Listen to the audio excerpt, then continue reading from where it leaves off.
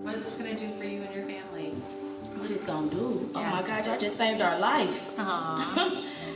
Man, I just can't tell y'all how happy I am. SAY Detroit has been changing lives for the better since 2006, when I wrote about how our city was providing homeless people 3-day shelter parties to get them off the street while tourists were in town for the Super Bowl. A city that is super just for a weekend isn't very special come Monday. So we put out a call to raise enough to at least help all year long. The idea of SAY Detroit is in its letters, super all year. You answered our call, and to amazing results. SAY Detroit has grown into a charity that offers help where it's needed the most. And we need your help as we meet the increasing needs of people at risk.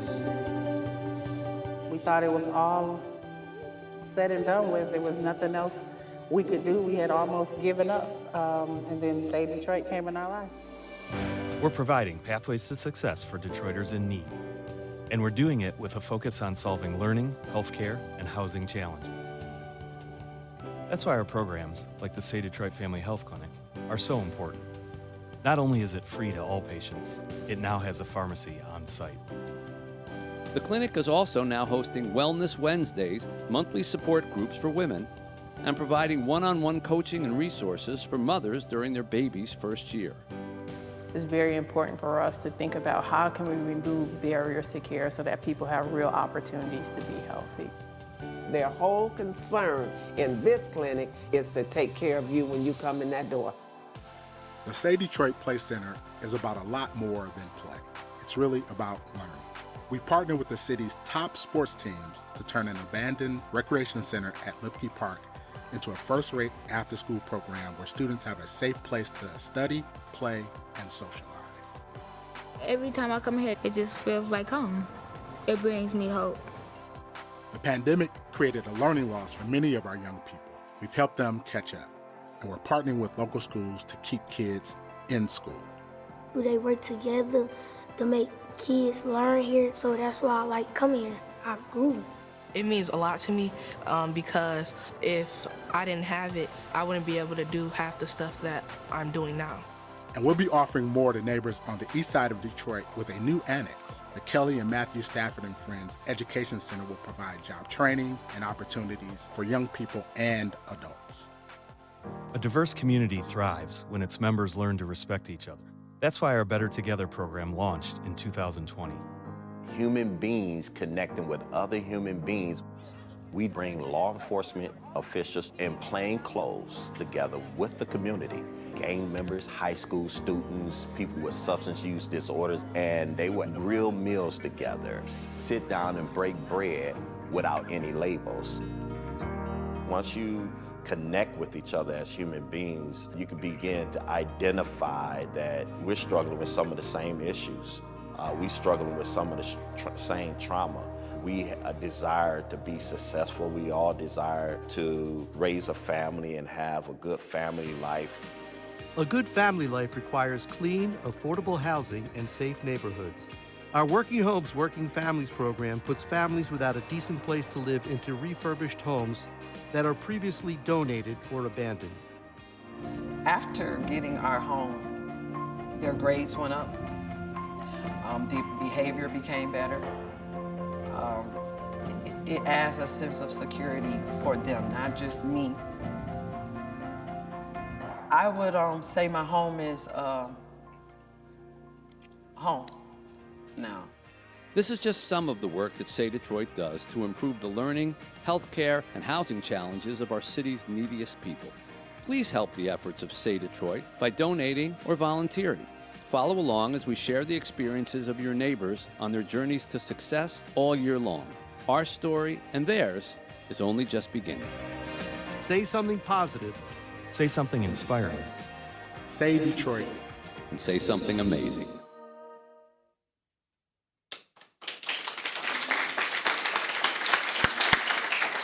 Good afternoon. It's my pleasure to introduce the founder of SAY Detroit, Mitch Albom. Thank you, Rosie. Thank you, everybody. This is always our most fun day of the year. It takes all year to raise all this money, and about an hour and a half to give it all away. And we enjoy doing it. And I think, as a writer, you pick up on senses of irony. You can't help it. And I think as the entire country at this very moment is infatuated with this political deal that's going on, here we are talking about real people and really helping real people right down on the ground, no matter what your political bent is. And I'm glad, because thank you for keeping me away from all that. I don't have to watch it. Yeah, you can thank me too. Yes. Yeah, all right. SAY Detroit started with an idea. It was an idea that poor homeless people should not be given help and then have it taken away. That was the premise of a 2006 effort to try to give a party, a Super Bowl party to the homeless, something I could never understand. I went and tried to write a story about it by spending a night at a homeless shelter. And that night at a homeless shelter, and the story that came out of it, turned out to be the impetus for this enormous organization. And who would have ever thought? When I was standing in line at the Detroit Rescue Mission's meal, and a guy in front of me said, "Aren't you Mitch Albom?" And I said, "Yeah." And then he looked me up and down and he said, "What happened to you?" That little moment that I've never forgotten, and although I can't remember the man's name, but I remember what he said, really was the impetus to say, we need to be down on the ground and doing things for people, and not just trying to do them from 30,000 feet up. And I wrote a column. I tried to raise a little money. We got a lot more than a little money. Tried to figure out what to do with it, and formed something called SAY Detroit, Super All Year Detroit, instead of Super One Weekend. That's where SAY Detroit comes from, in case any of you have ever wondered.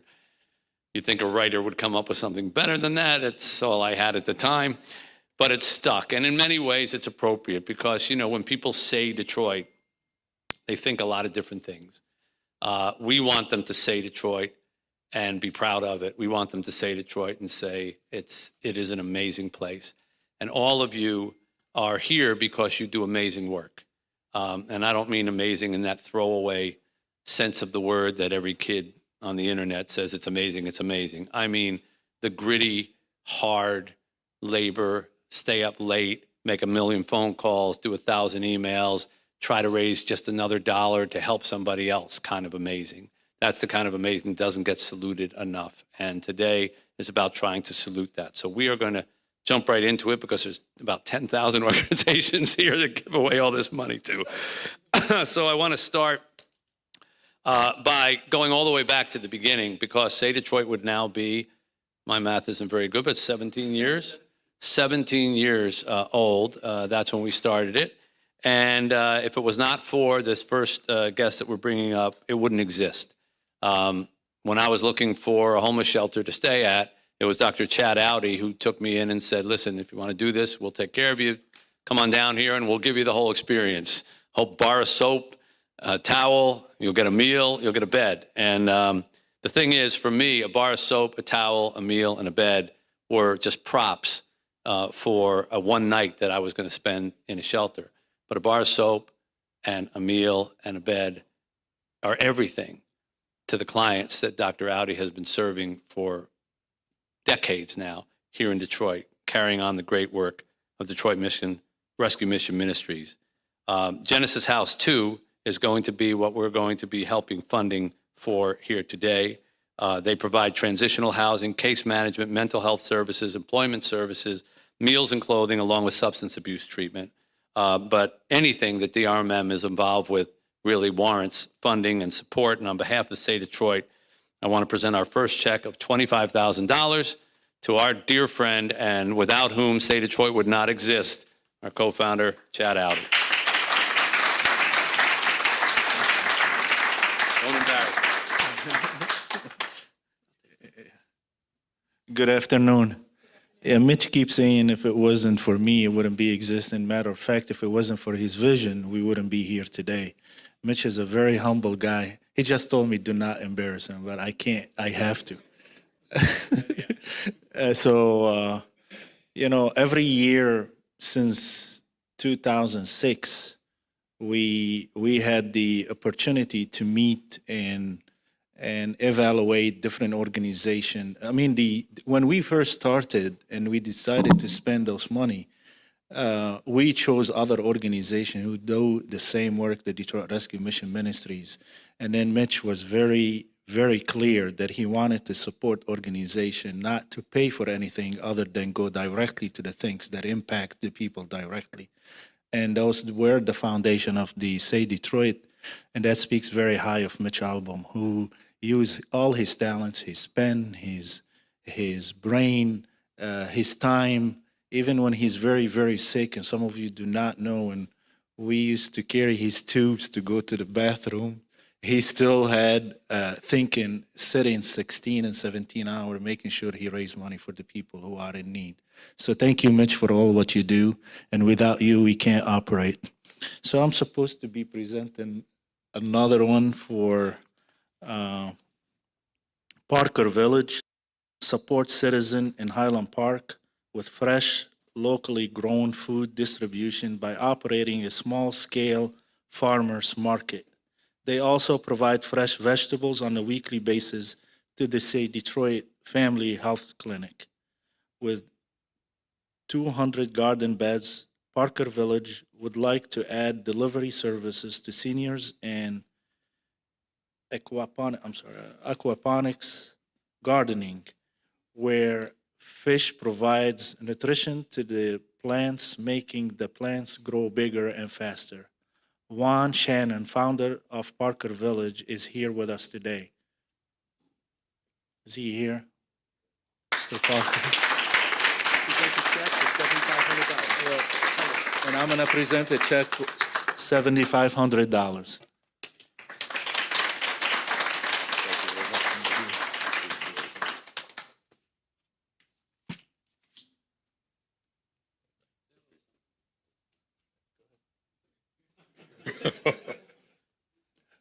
Believe it or not, I was not expecting to say anything. I promised. Well, we work on a farm and do construction and trying to build a smart neighborhood. So normally I'm in boots and all the rest of it. And I told my fiance I would try not to embarrass us today. So I want to thank Mitch and SAY Detroit. I'm very happy to be a part of the SAY Detroit family. And congratulations to all of you, as well as I'll be learning more about what all of you do. Thank you very much. Thank you.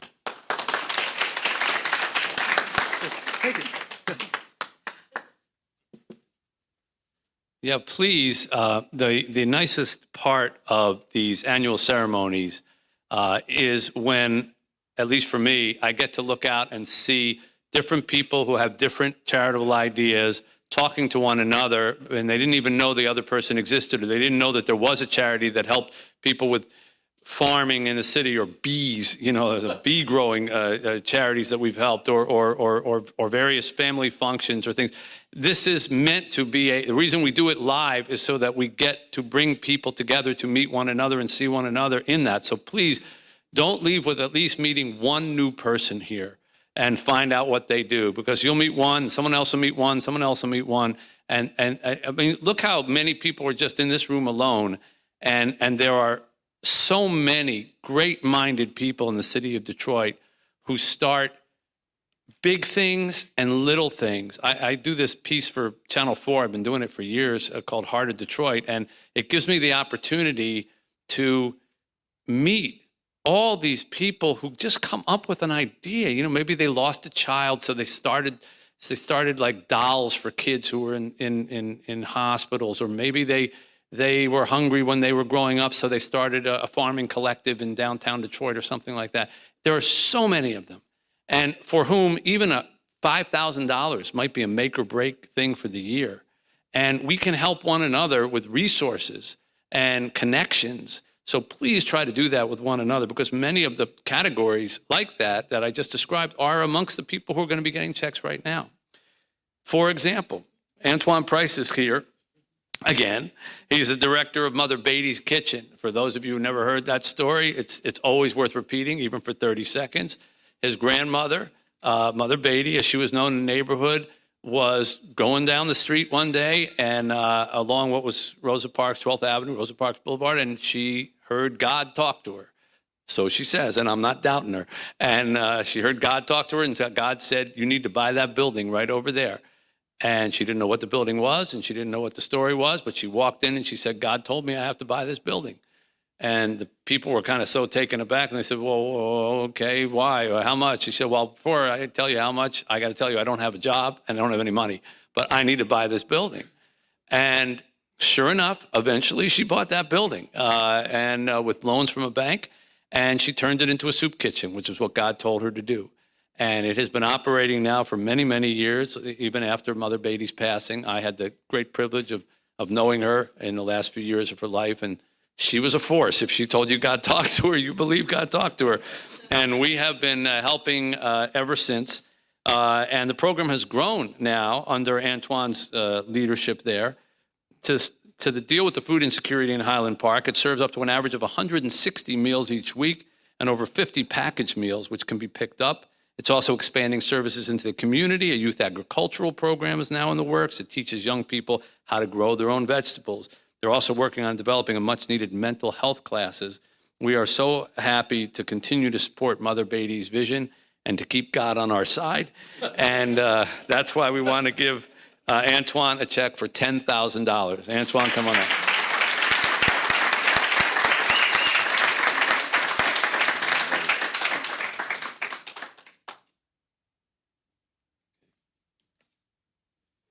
Wow, do I really appreciate this.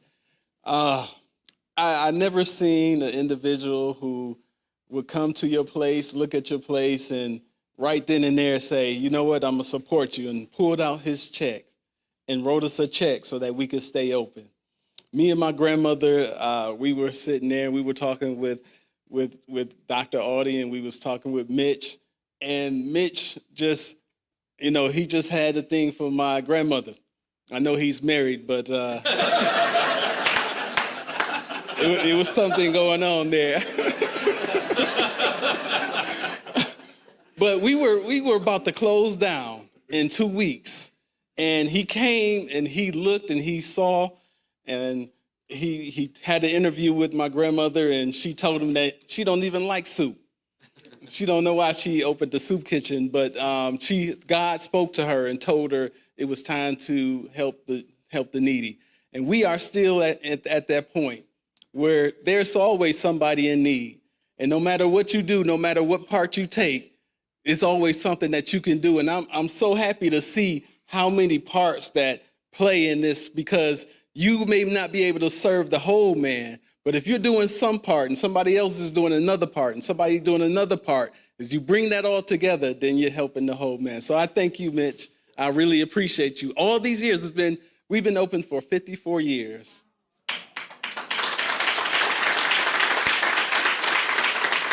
And every year he has supported us, so I really appreciate it. Thank you.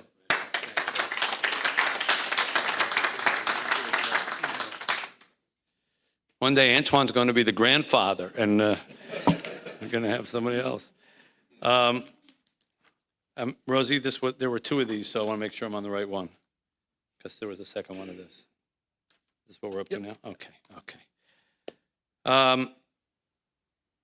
There are small organizations and there are large organizations. We'd like to help them all. And by the way, I probably should have said this at the beginning, but the money that we're giving out here is money that we raise from our annual radiothon, which Chad had to tell you I once did with tubes hanging out of me.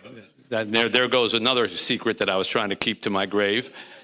I had a medical procedure done that had some problems, and I was draining from both sides and had to have these tubes in me, and so I ran them down my pants and put them up against my calves, and every commercial break I would have to run to the bathroom while Chad stood outside of it and guarded it, and I would have to empty these bags of fluid and then go back onto the stage. Wasn't my favorite radiothon, but we raised the money that year, and as we do every year, and we don't believe listen, I'm blessed. I'm out in the media and people see me and I've made some friends over the years who have some money and some connections and they come on and we're able to do things, quite frankly, that some smaller organizations aren't able to do. But that doesn't mean that we should therefore keep the benefits of that. The idea of that is to share it. And so this money that we're giving out today is money that we normally raise for SAY Detroit, but we tell everybody, listen, we're going to share this with our partners in the community. And that's how this day came, because it shouldn't just be about your own charity if you have the means to raise money. So small and big, we try to help ones that we think do great work. And Cass Community Services, Social Services, is a little bigger than some of the smaller ones, but they are a fantastic organization. They're Detroit-based. They're a person-centered philosophy. They're dedicated to providing food, housing, health services, and job programs. A large community outreach program has been established over this past year, finding many seniors in need of ramps, grab bars, toilet rails, shower transfer seats, and building modifications. And every time we have worked with Cass Community Social Services and Faith Fowler, who is, if you think I don't like attention, she really doesn't like any spotlight on her. She's not even here. But she is a driving force of that organization, and she always comes up with really practical ideas, you know, from tiny houses to sandals and doormats that people were able to make out of used tires, that, you know, the old tires that we find on the side of the road. And now, of course, these ramps and grab bars and shower transfer seats and building modifications. We're happy to have Stephanie Donaldson here, who's the program manager at Cass. And Stephanie, please come up and accept a check for $25,000.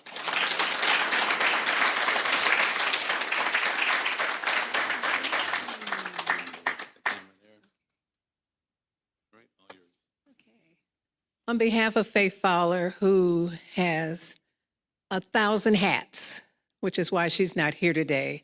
And Mitch is right. She is the shyest person that you ever want to meet. She would sit there in the back and you wouldn't even know it was her. So we want to thank you on behalf of Cass Community Social Services. I'm going to say a month ago, I said, let's do something for seniors. And she says, okay. I called the new director of Area Agency on Aging. They had a new project. So we are now reaching out to seniors who are 60 and above, who own their own homes, who live in Detroit, Hamtramck, and Highland Park, to make their homes safe.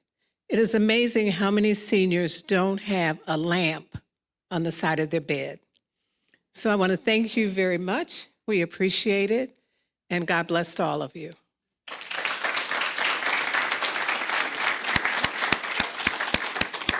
I want to bring up now Rick Kelly, our Executive Director of SAY Detroit, to hand out some more of these. Rick? Thank you. Good afternoon, everyone. Pleasure to be here. I was just thinking about it. I think today is my 3-year anniversary of working for SAY Detroit. Oh, really? Yes. Sorry. Thank you. Yeah. So started during the pandemic, always a fun time to start a new job. So anyway, I'm happy to be here today. The first presentation I'm going to make is to the Full Count Foundation. Full Count Foundation was established in 2015, providing a safe and supportive after-school space for Detroit youth to succeed academically and socially through t-ball, softball, and baseball. Full Count has served 245 youths to date, with kids committing to college, 1 drafted by the Blue Jays, and 3 have been listed as MLB prospects for 2023. Full Count is more than just baseball and softball, as the foundation focuses on the need for educational opportunities, providing a structured after-school program in partnership with the SAY Detroit Play Center. So I'd like to bring up here now Kurt Dozier is the founder and coach. And SAY Detroit is pleased to present a check for $10,000 to the Full Count Foundation.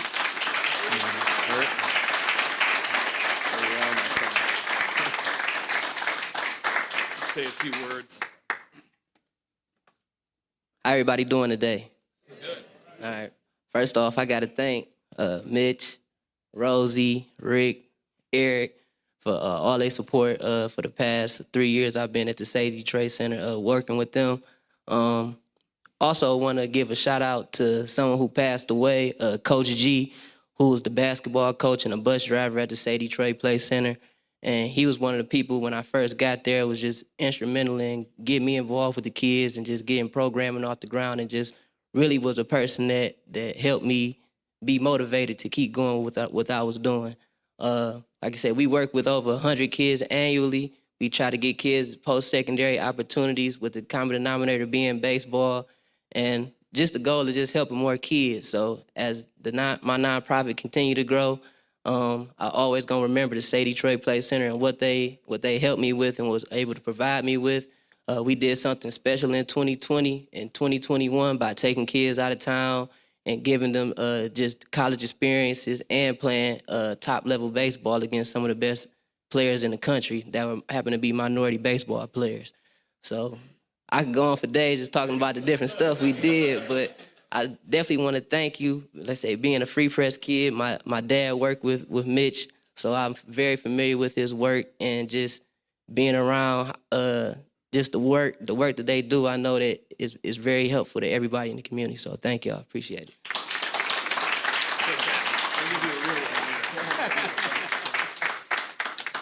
Thanks, Kurt. I'm Kurt's biggest cheerleader, so any questions, just come to me.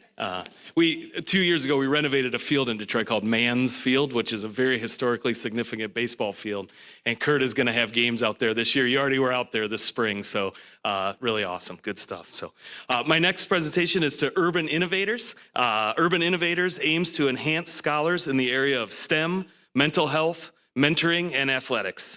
For the past 3 holiday seasons, they've also provided bicycles, toys, and clothing for the families of the SAY Detroit Play Center. This summer, Urban Innovators will provide tutoring, chess activities, sports programming, and all sorts of other things. Any hat we ask Stefan to wear, I think he'll do for us, so for our kids at SAY Play. So I'd like to welcome up Urban Innovators Executive Director, Stefan Hopkins Sr. He's with us today. Please join me and accept this check for $5,000.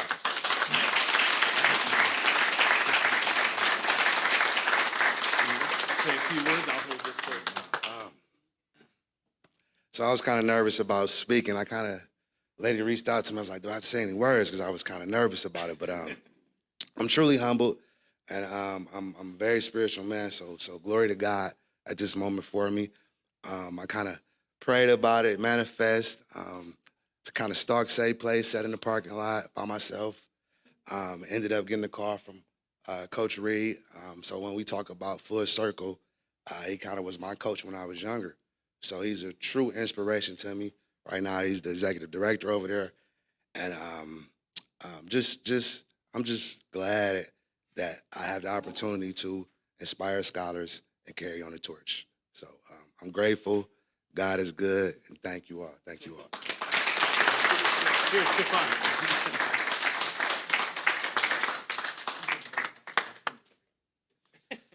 The Sasha Center is a repeat, and by the way, some of the organizations that we're giving to are for the first time, and we're very happy to be doing that, and some are repeats, and that's the way it is every year. And we're so glad that we can do both because the continuing efforts are really, really important for organizations that are doing good work, but so is getting off the ground and getting a little jump start. And I'm happy to say that some of the ones that are continuing with us were ones that at one point were just getting the jump start. So that makes us particularly proud. The Sasha Center provides educational presentations and workshops to schools, communities, churches, corporations, and other organizations to raise awareness about sexual assault.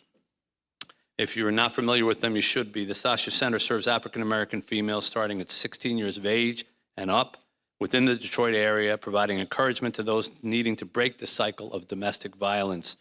Participants learn warning signs of human trafficking, sexual assault, and prevention. Programs include in-person and virtual sessions, as well as in-person treatment. Also included in the ongoing awareness campaigns is a prevention program for men and boys, which focuses on healthy manhood and understanding relationship safety and management.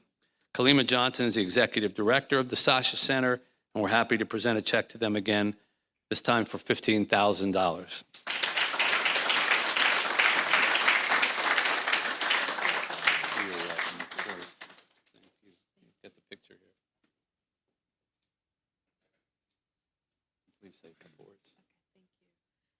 So, good afternoon.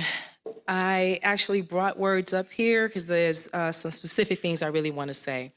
And on behalf of our board of directors, the faculty and our volunteers and our survivors, I want to say thank you. Thank you, SAY Detroit, for this generous contribution. And I just want to say, according to AGIMA, which is a national organization, I don't know if you know this, but only 1 out of 15 Black women will call a service organization or a police department when something like this has happened to them. So therefore, what we know is that when we work with survivors age 16 and up, we help them to lower their isolation, and we help them to start their healing journeys that will help them reach their goals and become great contributors to their families and to community.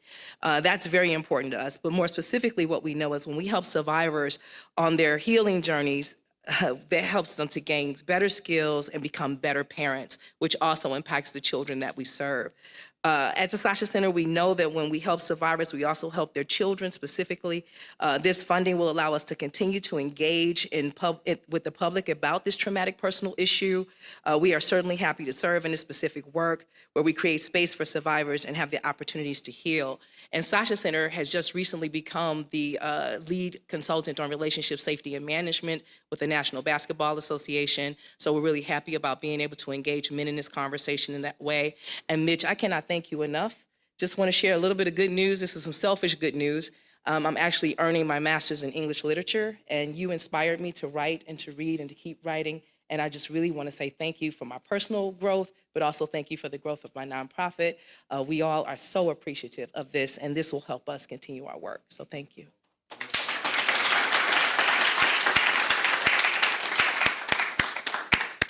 Normally, when somebody tells me I was the reason they got into writing, I always say, don't blame me.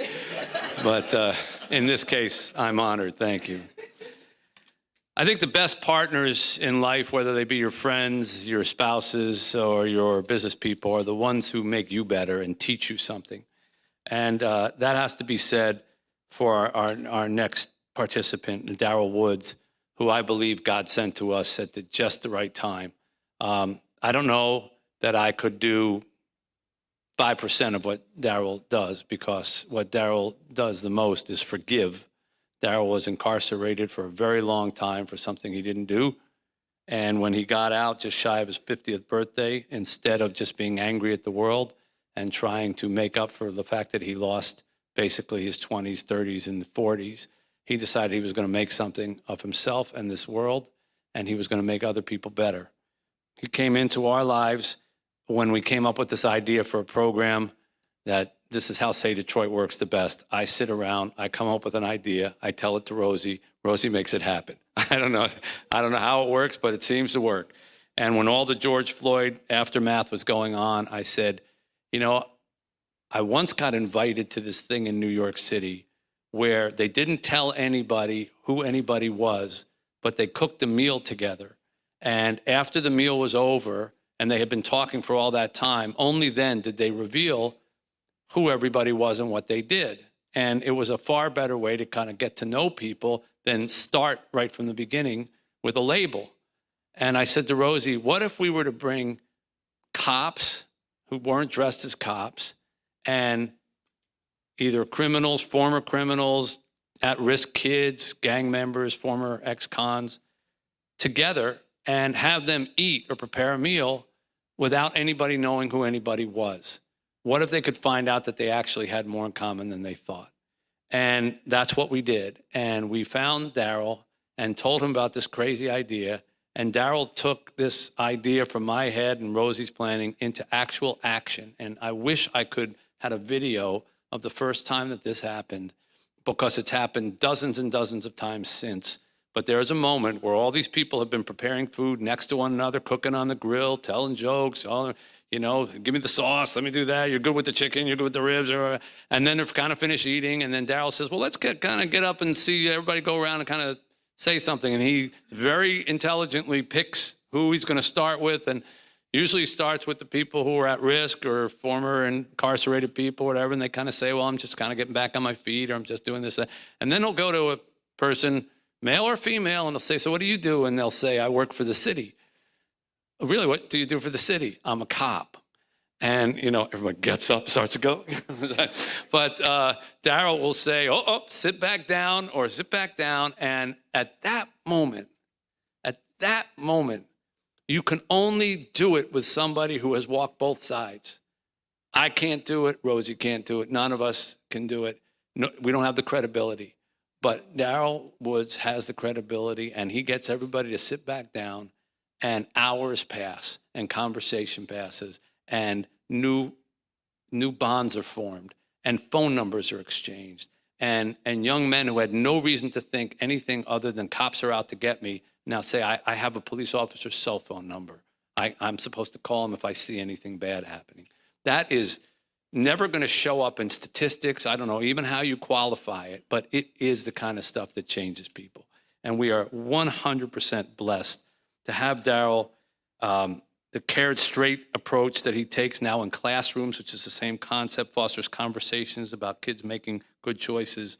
We've had over 45 Better Together grills and outreaches since we have been blessed to have Daryl Woods, and I hope we have 450 more. Daryl, please accept this check for $50,000 for SAY Detroit's Better Together program.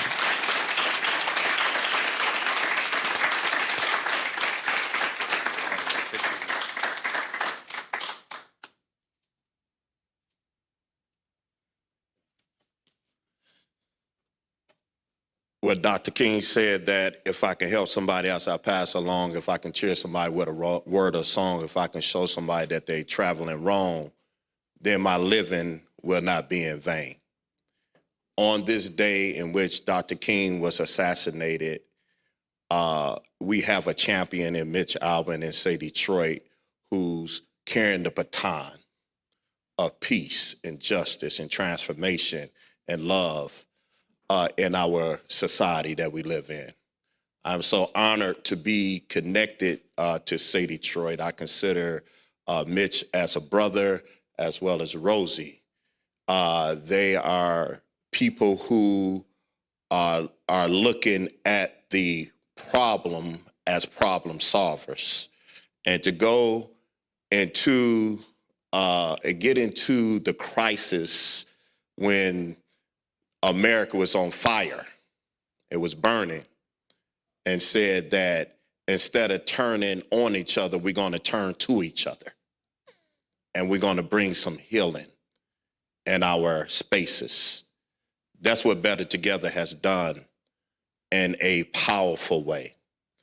Last year, we called on the Detroit Day of Peace inside the schools, and we had every school in the Detroit public school system pushing peace within the schools. They had parades, they had marches, they had writings and acting, and it was just so powerful. That's what Better Together has done.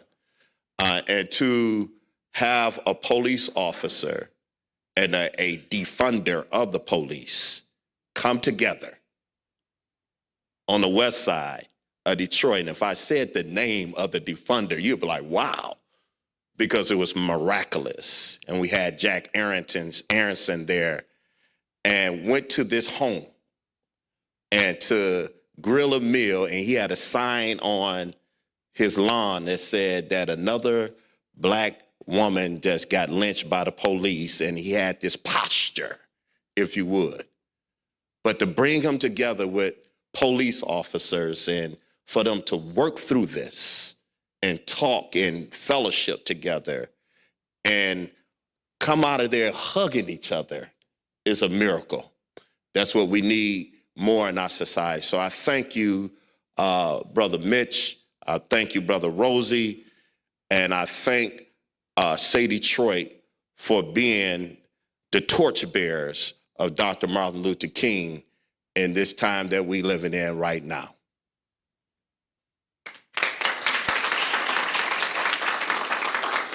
Having said that, one of the spaces that we did Better Together was at the Detroit Recovery Project. How you doing, India?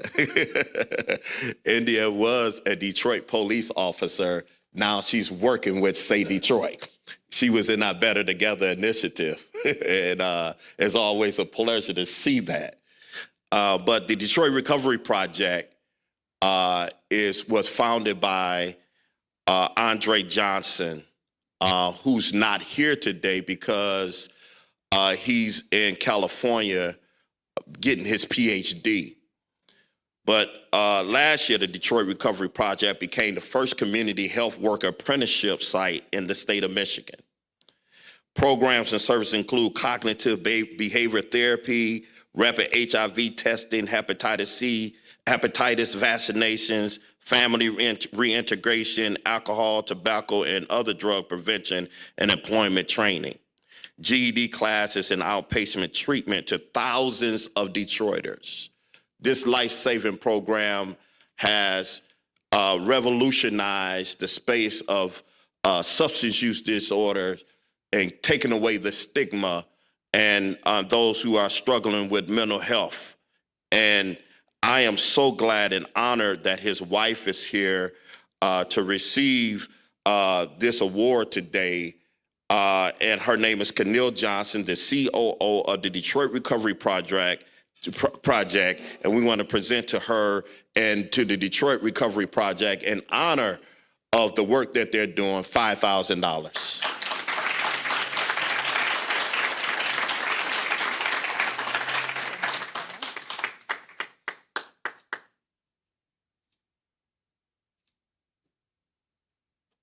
Thank you, Daryl. On behalf of Andre Johnson, he's very sorry he couldn't be here today, but he's working on an amazing opportunity, and he just wanted me to be sure to let everybody know that he appreciates partnership. Thank you, Mitch Albom. And I'm happy I had an opportunity to come today because I learned something about Dr. Audie. Mitch, you shared that he gave you a chance, and I know that Andre shared that Dr. Audie, if it wasn't for you, Detroit Recovery Project wouldn't have had an opportunity. So just thank you for the amazing partnerships that we have here, and I'm looking forward to meeting some of you afterwards and creating some more partnerships. Thank you.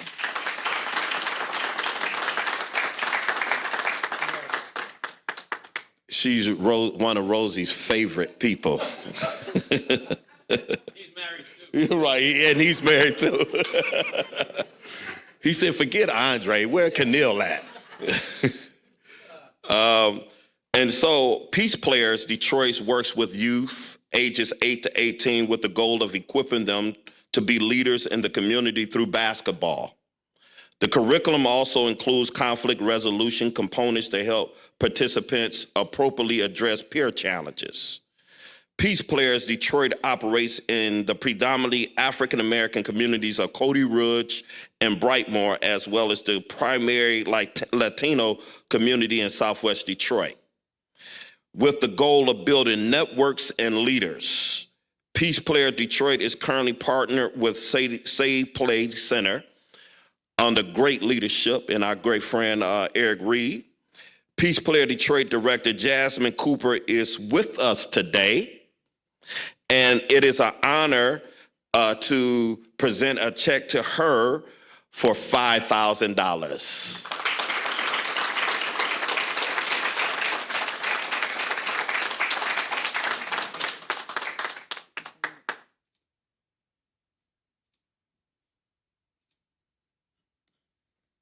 Thank you. So I'm new to the SAY Detroit Play Center, and so me and Eric gonna have to have a talk because I didn't know I would be speaking, and also I didn't dress to impress like everybody else, but definitely happy to be here, happy to lead the charge.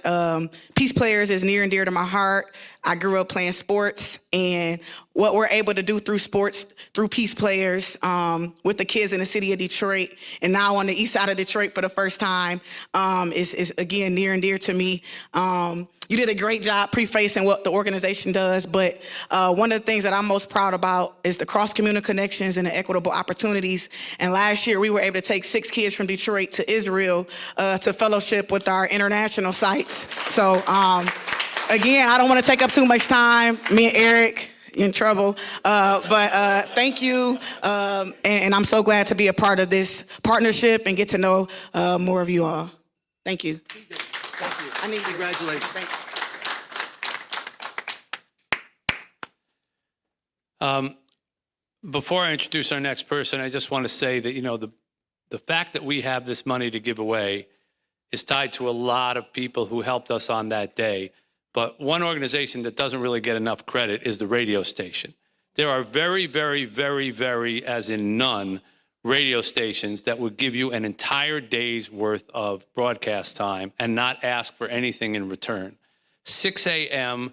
to 9 p.m. is literally every minute of available advertising time that a radio station has. And WJR has given it to us for 10 straight years without ever asking for a piece of it or anything in return. And in fact, they're nice enough to say to us that they think it's one of the best days of radio that they have, which, at least for our show, that's probably accurate. I don't want to speak for the other ones, but I want to just acknowledge Mike Wheeler, our program director, and I don't even know what Mike's title is, but he's our boss. He's here just because he wanted to see what's going on. So can we please give a thank you to WJR?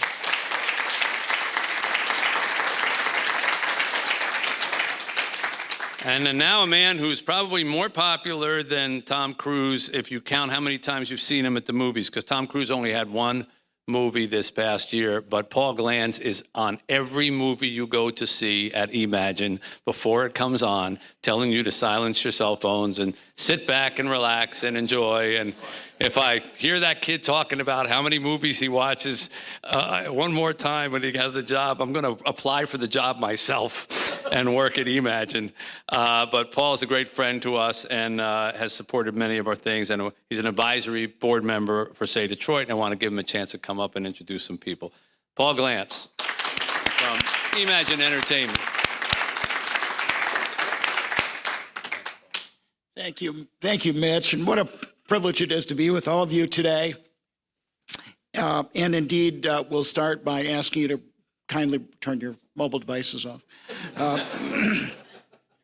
I have the privilege today of providing a check to the Tay Institute for Black Culture and Dance. And this Detroit-based nonprofit supports dancers, thought leaders, and culture workers through the study of classical Black dance to nurture the spirit, disseminate knowledge, and advance the culture. The Tay Institute engages in the vital work of cultivating Detroit area dancers and culture keepers to create networks of people, places, and histories to create cultural awareness. The Tay Institute for Black Dance and Culture teaches at the SAY Detroit Center, and we would like to present their director.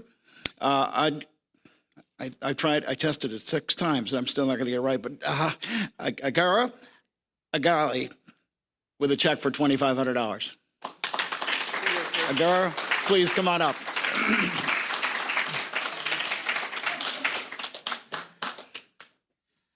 I apologize for butchering your name. Okay.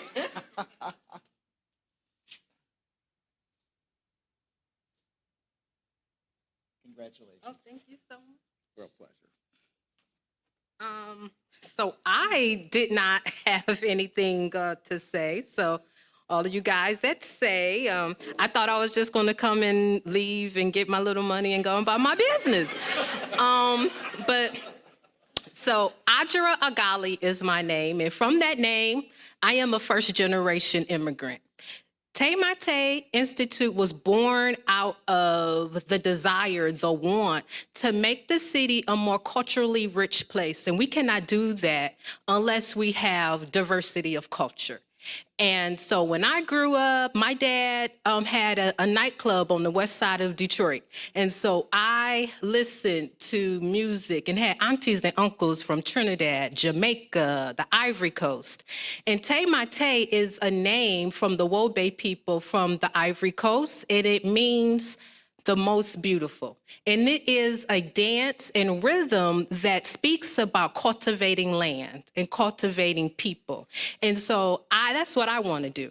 And so with Tay, we do that in 3 ways. We do that in the practice of Black dance and culture, the preservation of Black dance and culture, and the performance of Black dance and culture. And that is our way to make sure that when we're speaking about dance, it is not through the lens of westernization, but children and adults can reflect on themselves personally and how they can contribute to their own culture in their own backyard in the city of Detroit. So I'm happy to the SAY Detroit team for extending this gift, is because This is going to go a very long way. Each October, we have a conference where we bring in teachers, musicians from around the country to Detroit for 3 days, and we have upwards of 300 individuals. And this year, it will be at the SAY Detroit Play Center, so I'm so happy about that. It is a $20,000 event, but I'm happy to say that we are on our way to achieving that goal of $20,000 to bring it again. So thank you very much. Congratulations. Thank you. My name is Rosie. I'm the Chief Operating Officer of SAY Detroit. Thought I'd formally introduce myself. Dr. Richard Kiden is a great friend of SAY Detroit. He's a West Bloomfield surgical oncologist and a mountain climber who developed and established a system of healthcare to a region of Nepal 13 years ago, which thrives even more so today. He has been relentless in the support of not only our SAY Detroit Family Health Clinic, but SAY Detroit for many, many years. His devotion, selfless devotion, to helping others in every which way is simply unparalleled. He is now offering his guidance to brilliant Detroit community health workers, a program that offers health education, referrals, informal counseling, and social support to Detroiters in need of assistance. Accessing public programs of any kind can be intimidating. Getting referrals, dealing with insurance or no insurance or co-pays can be overwhelming. Brilliant Detroit will assist with all of these obstacles and issues. It is my distinct honor to present Dr. Kiden and D2N a check for $7,500, which, by the way, will not only go out as $7,500, but will be matched not twice, but 3 times, thanks to Richard himself, as well as D2N for this latest initiative. It's my pleasure to welcome Dr. Richard Kiden.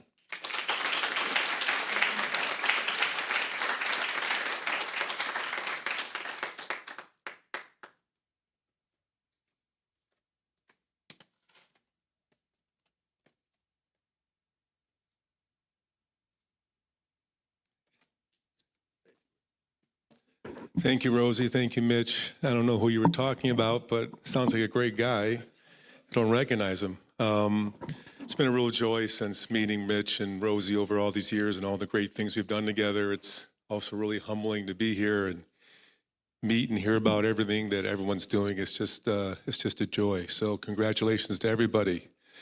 As Rosie alluded to, we're applying some of our lessons learned in Nepal to Detroit neighborhoods. You wouldn't think there'd be a lot of similarities halfway around the world, but there's a lot of similarities. Health equity is an illusion in this country. There's a lot of wealth and there's a lot of waste. And just offering health care, if you can afford it, is not health equity. What we learned in Nepal, we've built several medical clinics and birthing centers in remote villages, but there are several barriers to receiving this care. And we've utilized women who are medical aid people to be trained as female community health volunteers. And they are trusted members of their community, and they can successfully provide information and education to the members of their community, and then also assist them accessing the resources that are available. So we're applying this model to Detroit neighborhoods.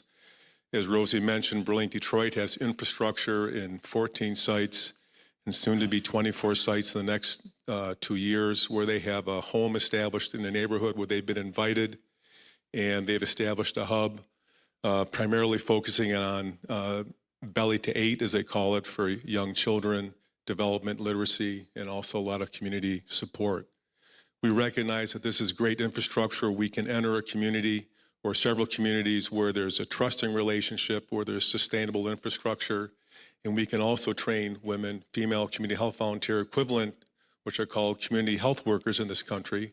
And they're trained with a curriculum that will teach them how to engage the community, how to provide education and information, and also how to assist them accessing resources that are available. So we're really excited about this program and so grateful that SAY Detroit is going to support this program again this year. So thank you. Congrats. Love you, man. Take this. Thank you. Thank you, Richard. This past year continued the long legacy of partnership between SAY Detroit and Humble Design. The families we serve through our Working Homes, Working Families program move into our renovated houses, which are fully furnished, decorated and finished, and I mean finished, by our next recipient, Humble Design. Humble Design works closely with the families, customizing the design and provide everything from beds to dining room tables, books and toys for the kids. You name it, they provide it. The comfort and dignity that comes from their work provides a foundation of stability for the families. It's my pleasure to present to Chris Toll, Humble Design's director, a check for $15,000. Chris?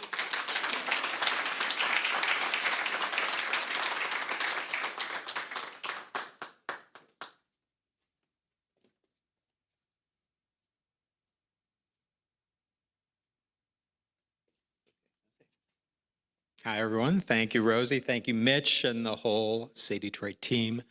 We have been partnered for many years now. As Rosie just said, our overall mission is furnishing the homes for those coming out of homelessness, coming out of the shelter, who have nothing. And through donated furniture that we get into our warehouse, whether that's all those things he said, beds, pots and pans, books for kids, we can fully furnish that home for our clients. All of that is donated by the community to us. We're in turn donating it to the families. So we hear community a lot around here. We are all a community. We're really proud as Humble to be a part of all of you. We like to say we transform lives, but within that we are transforming community. So that's what we are all about. And yeah, really grateful for this partnership and working so closely with you all. And happy to be here. Okay, thank you. Congrats. Thanks, John.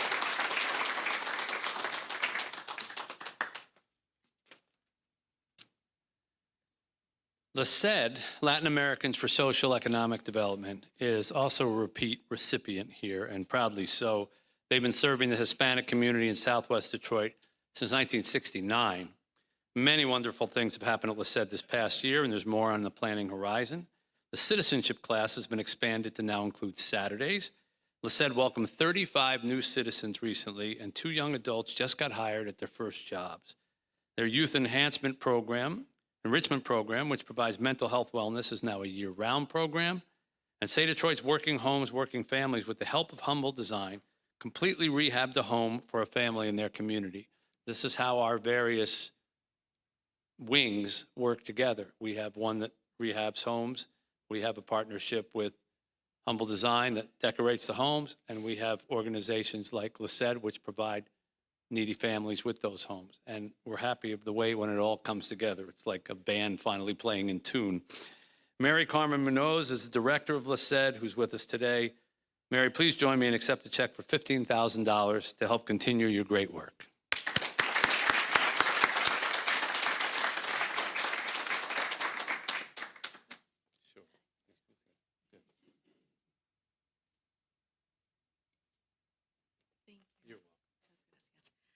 Muchas gracias, Mitch. Once again, we are, I'm always overwhelmed by your generosity to not just LACED, but to the community at large.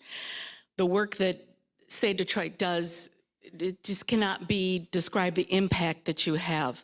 This year, we were able to work with SAY Detroit, Mitch, and especially Rosie, on getting a family that had been struggling with a home, some stability for their children, for themselves, coming from the mom who had never known a home. She'd always been in the foster system and went from bed to bed or house to house.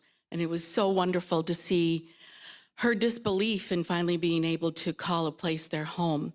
What we do at LACED is a little bit of everything. We are the place that everyone goes to when they don't know where else to go.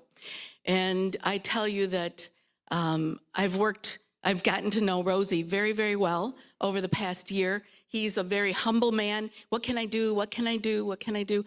And I had no idea you were such a chingon at SAY Detroit. I'm the COO, holy smokes. Chingon means big shot in Spanish. So I'm so grateful for SAY Detroit for this wonderful donation that will help us continue to provide something that is very rare for many, many people in families, and that's hope. So muchas gracias.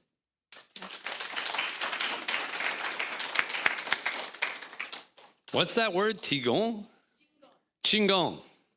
I'm going to call Rosie that from here on in. Chingon. It sounds dirty, and I like it. Yeah. Well, you talk about organizations that started small and that we kind of bump into and accidentally go. And I love telling the story of meeting Erica Wright when I was doing one of those Heart of Detroit things. And I met her out at her home, townhome, row home. And she had started this something called the West Side Cultural Athletic Club, which was basically a neighborhood group at the time. And she told me that she started it because she came home one day from working at the IRS, and her son was involved in a baseball game, and a fight had broken out during this baseball game because one team had gloves and the other ones didn't. And so the kids who didn't have gloves just threw rocks at the kids who did have gloves, and consequently, there was no game. And so Erica got them all together and tried to get them to stop fighting and gave them something to do that afternoon, as a good mother and a good community member would do. And then when she came home the next day from the IRS, all those kids were waiting on her front stoop saying, "What are we going to do today, Miss Erica?" And in a move that can only be appreciated by the following sentence, she quit the IRS. And she made this her full-time passion. And she is, to that neighborhood, as well as Carrie, her daughter-in-law, the soul of that community. And when I was there one time, and when we finished, I said, "Well, I'd love to see some of your kids sometime." And she says, "Well, why don't you just see them right now?"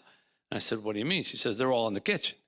And we went into her, because we were sitting on a stoop, we went into her house, and the room was packed with kids. Every inch of the kitchen was covered with kids doing their homework. And they all said, basically, you know, "Miss Erica doesn't make us feel small for being smart or trying to be smart. He doesn't make us feel bad for trying to study, and we feel safe here."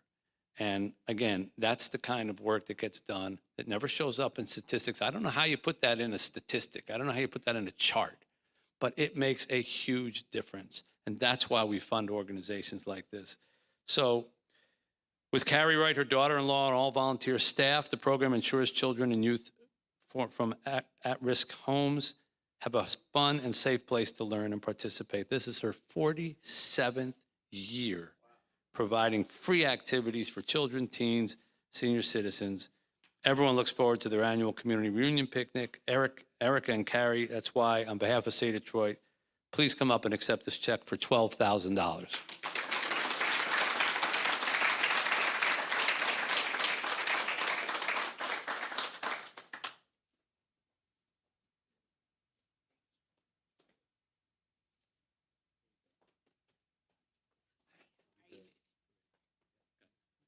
Thank you, Rosie, Joanne, Mitch. I cry when I talk. She did. How are you? She does so much. My mother-in-law does so much for the program, West Side Culture and Athletic Club, that's been around for 47 years. This is 47 years. And serving as a board member, I like to help out as much as I can with the young children. But this money, much needed funds, will go towards programming for the children in the community, especially the underprivileged. They just don't get a chance to get out of their neighborhoods or what they see right across the street from their homes. So it will go towards arts and crafts, the Red Oaks Water Park, college research. What are some of the other things? Baseball, cheerleading, football, different programs that she does with the children so they get an idea what it feels like to, you know, what other kids around the country are doing. And it's, you know, she has a reach that will get them right there in their neighborhood, so they won't have to go outside the community unless it is a field trip like Red Oaks or the motor runway, roadway, where they do the go-kart racing, things like that. So want to add something else? Well, from 47 years ago, all of my former participants are now volunteers in the program. They staff the program. And Mitch, this means everything. And other than thanking the SAY Detroit team, one more thing, the mayor's Grow Detroit Young Talent program. So a lot of her volunteers, staffing comes from that program. A lot of her youth, teenagers are actually employed by the city through her, through the program. And so they also tutor to the children and give back. So thank you to the mayor. And Mitch also does things that you all don't know about, undercover. So thank you, Rosie, and the whole SAY Detroit team, and Mitch, thank you.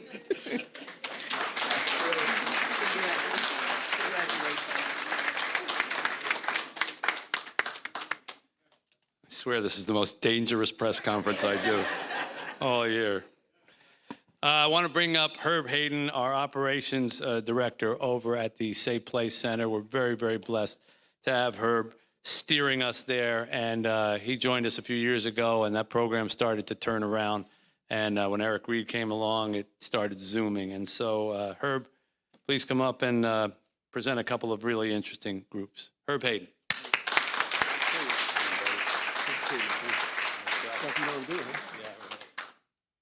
I know a few of those things that he does as well, so you got a check from me over there, Rosie? All right. Again, my name is Herb Hayden, and it's truly a blessing to be here in front of you guys to distribute these funds to so many noteworthy organizations, and I'm going to present two today. On the heels of Women's Month, and on the heels of probably the best NCAA women's basketball tournament game that overshadowed the men's game. Yeah, I'm telling you, that was a great game. But we had some great athletes in Angel Reese and Caitlin Clark who just really showed up and showed out on that stage. So it was really wonderful. So to segue off of that, I have the opportunity to present Volleyball Elite Academy. Volleyball Elite Academy, a Detroit-based nonprofit founded in 2010 to positively impact the lives of female athletes, the ages from 5 to 18. The mission is to provide elite training and resources to the players and their families. The training and mentor model is designed to prepare the female athletes for what they're doing on the court, but more importantly, what they're doing off the court. Volleyball Elite Academy holds practices and skill development sessions at the SAY Detroit Play Center for now 2 years, so we're happy to have a AAU quality girls, women's volleyball team at the center. And it all goes to Miss Dana Cooper. Since 2010, she has helped over 1,200 female athletes go on their way, some through high school, some through D1, D2. But the most important thing, believe it or not, the coaches that we have back here, they had once gone through her program, and they're giving their time back to our girls at the SAY Detroit Play Center. So with pride here, Dana Cooper is here today. Please join me and accept this check for $10,000.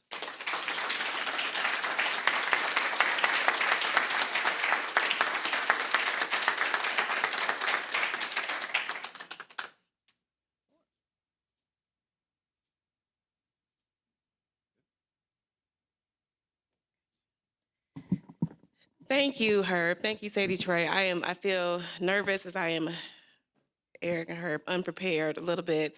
But I'll just speak freely from my heart. Thank you, Mitch. I've never met you, and it's an honor to be an awardee. So thank you so much. But what Herb shared is true. I formed the Volleyball Elite Academy in 2010, actually in 2009.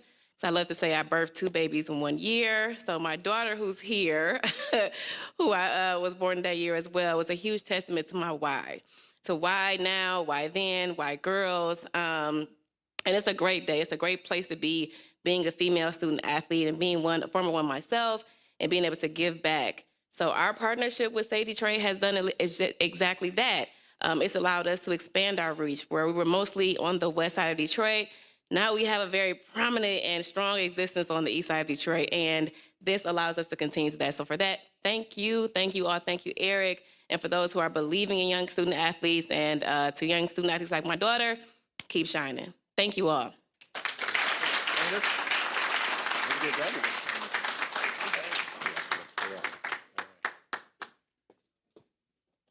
And on to my next presentee. This one is also special and dear because One of the programs that was awarded money before, Better Together, we were able and blessed with this next awardee. The person I'm speaking of was a former DPD cop, and they came to a Better Together, and again, through the relationship, met up with Rosie. She happened to talk about what it is she does, and she talked about her dance company. Detroit Culture Youth Company is a free hip-hop dance program for Detroit youth, but it is so much more. The kids may learn different dance genres, maybe some tap, some modern, some hip-hop, but they also learn valuable life lessons and receive great mentorship and make great friends. You may see them at a Pistons game. They dance at a Pistons game. You'll see them all at our showcases. But weekly classes and annual events are held at the SAY Detroit Play Center, and there are several activities to help develop the strong ties to the community. India Washington is here, and she is the founder and director of Detroit Culture Youth Company, and she's here today. And please join me to accept this check for $5,000.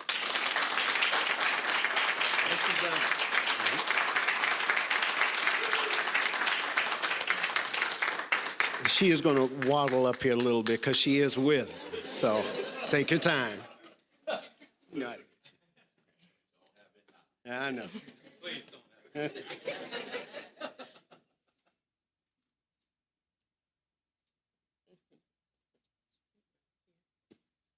Okay, hi everybody. Whew. I want to say thank you, Mitch. I definitely met you a few years ago, well, more than a few now, at that event when I was a police officer. And it definitely changed my view of a lot of things in a sense, because when you come from Detroit and you're from 7 Mile, I was the other people on the other side too. So it was an eye-opening experience because they really didn't know who I was because I sounded and looked just like them and had the same experiences. Only difference was I just decided to join DPD. Well, what encouraged me to start my dance program was watching so many youth off the Boulevard and Grand River fight so much, and I got sick of the calls every week or every day, seeing them at the bus stop fighting. So I said, what can we do to change, the view of the youth and bridge the gap between the police department? Because I'm so sick of hearing, skip the police when I look just like you. But I'm like, okay, so what can I do? So I said, well, their culture. I thought of that number one because I grew up on hip hop. Thank you, Ray Solomon, my dad. But I said, what can I do? Well, they love TikTok, which is not real dancing, but they think it's dancing. So I said, okay, let's start a program where they can actually dance in a safe space. And thank the Lord for the movie Honey when I was younger. I actually wanted to take pride in the community and help out the kids and just give them somewhere they could be themselves. So one day out of nowhere, I put these flyers up for Microsoft Word, the worst flyers of the world, but it took off. And that was the year of COVID as well. And it's amazing how God works because during that same year, I met Mitch and it took off like crazy. Channel 4, Everett Me, who's moved to Chicago now, did a full-blown story on us that very same year, and it just blew up. So I did not know, and with the grace of God, having my daughter who is here, who is almost the face, who dances like crazy better than me, just because I'm pregnant. But it blew up heavily, and I'm very, very thankful for that. But also I want to say thank you to SAY Detroit and Eric and Herb, because something you don't know is that throughout the last few years with me going through depression, and then this year, it's amazing how you can manifest. And last year I stated with losing my granddad, Ray Solomon Sr., that I wanted to, number one, I'm sick of having kids, I want to be married. And I want to be married, but also I want to do something that is along with who India is. So not only did I leave the Detroit Police Department, but I am now pursuing what I really want to do, which is becoming a network engineer. And thank God for my husband, he can stay a police officer, but I serve this country in the United States Army, and I serve the city. I'm done giving my life to people. So I will happily give my life to my soon-to-be 4 children, but the center has inspired me to keep going on days that I thought about shutting down my dance program. Trisha would often email me with so many things to do. So it just encouraged me to keep going. So I want to say thank you so much.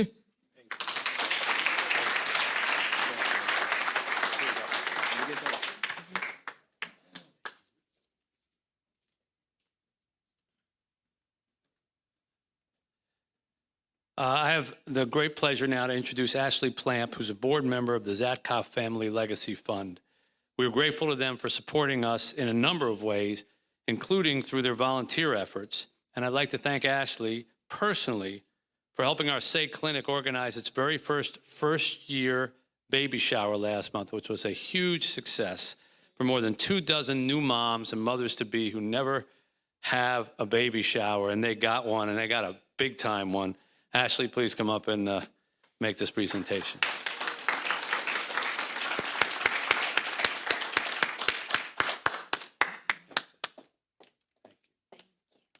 Herb just asked me if I had any more stuff for the baby shower, and I'm still getting calls, so there's always an opportunity, Herb. Thank you, Mitch, for introducing me and having me here with so many wonderful people. The SAY Detroit Family Health Clinic has been a fixture in Highland Park and Detroit since 2008, providing care to thousands of citizens free of charge. Thanks to Trinity Health, SAY Detroit's managing partner at the clinic, and the amazing leadership of Tawana Nettles Robinson, the SAY Clinic continues to grow its programming and services. It now houses a pharmacy and has launched new programs like First Year and Wellness Wednesdays. On behalf of SAY Detroit, it is my extreme honor to present Tawana and the SAY Clinic a check for $100,000.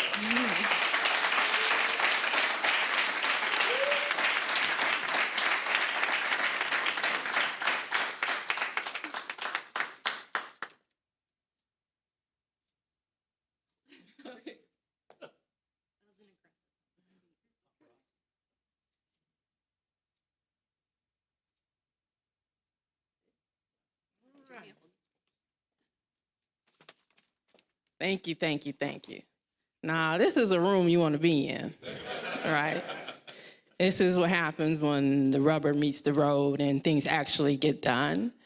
And so, I'm just so thankful for all the partners I've been working with over the past 3 years and the ones I hope to work with. So a lot of organizations in here I think would really benefit from participating in partnership with the SAY Clinic. So thank you, thank you, thank you so much. It's been one of the joys of my career to work with SAY Clinic. It's just an expansion of what we do at Trinity to make sure that we are in under-resourced communities. And so we really are thankful for our partnership. I always say there's never been one thing that I've asked for the community that the SAY Detroit team has not found a way to get to me. So I'm just so thankful for the work that's being done there. I'm thankful to the staff there. They're top-notch. They could work anywhere in the state, and they choose to work in Highland Park in that community, serving those most in need. So I'm thankful for them, to the staff, and to our partnership with SAY Detroit. I'm looking forward to what the future holds. And the partnerships are the only way to move communities forward. Nothing we do in that clinic is going to work unless we have partners to support other aspects of their health.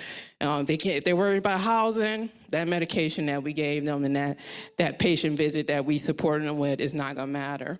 If they're worried about food, it's not going to matter if they're not going to be able to eat healthy foods and work in their own community. So I'm looking for partnerships. We want to move whole communities forward, and I'm here to help do our part at the SAY Clinic. So thank you again for the partnership, for the funding, for the continued support. So now I want to present a great partner right in Highland Park, the Albom Village, with their award. Just the overview, I ride past them almost every time I go to the clinic that's also in Highland Park. This is how you transform communities. This is how you transform communities. The Albom Village is a phototype of distressed and neglected communities that aims to become eco-friendly, resilient, self-sufficient by transforming that community from blight to beautiful. Albom Village is located in Highland Park, is responsible for many projects and programs serving between 1,000 and 1,500 children, the ages from 18 months to 18 years. The homework house is available for students to complete STEM Lab 3D printer. They also newly completed a facility called Every Child is a Genius. Great name, Every Child is a Genius. Mama Shu, founder and CEO of Albom Village, a force in her own right, can't be with us today. As such, Valerie Boniswa Brock is here to accept the award on her behalf. Please accept a check for $5,000 to Albom Village.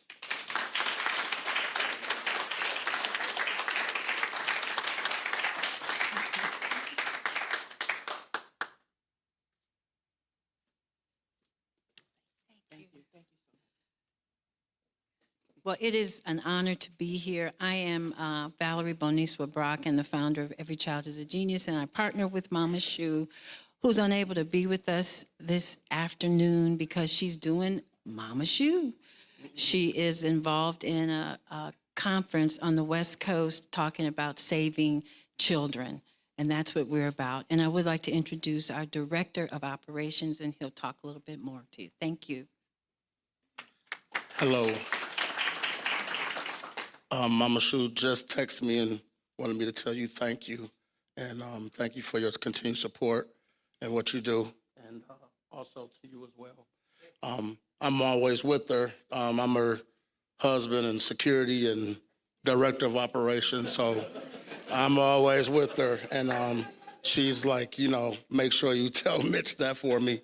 But for you that don't know about Albom Village, the homework house has been one of Mama Shu's pride and joy because it's all about children and teaching. And we call her Mama Boniswa. She's the director of education, and she takes care of all the learning and education there at the homework house. So it's a beautiful thing to see these two powerhouses working and building things for the children.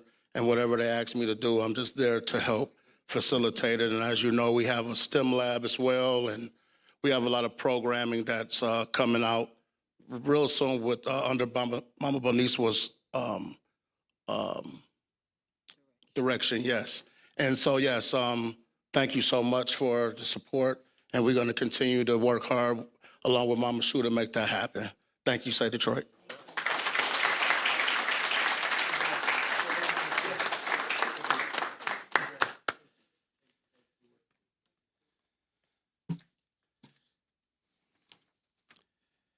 All right, the Bing Youth Institute was created to impact the lives of young men of color around the city in our schools and neighborhoods by caring for their academic, behavioral, and social wellness. You may recognize the Bing part of the Bing Youth Institute. That is the former mayor, Dave Bing. He and I go back a long way, and his spirit and commitment to the city has always been inspiring to me. It's my honor to present Bob Warfield, the Institute's Chief Operating Officer, a check for $5,000 to continue their very important work. Bob?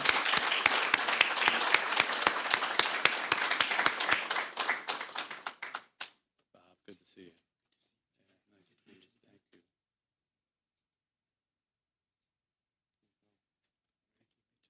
You know, I've been coming to this event, been fortunate for several years, and I listen to people. I never had a Mitch Albom story. Well, I have one today. Well, I didn't tell the one for years we had when I was at Channel 4 and I invited you for an interview. I tried to hire Mitch and he wouldn't take the job. Well, you wouldn't be the great literary genius you are now if you took that job. So that's not my good story. This is my good story. We did a virtual event about a year or so ago coming out of COVID. And the check that Mitch gave us was a little short from the check we had received previously.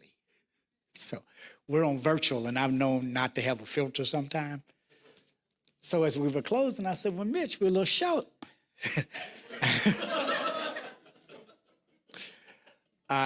He said, no, you're not. Mitch reached into his own pocket and filled that $5,000 gap. Now, that was coming out of COVID.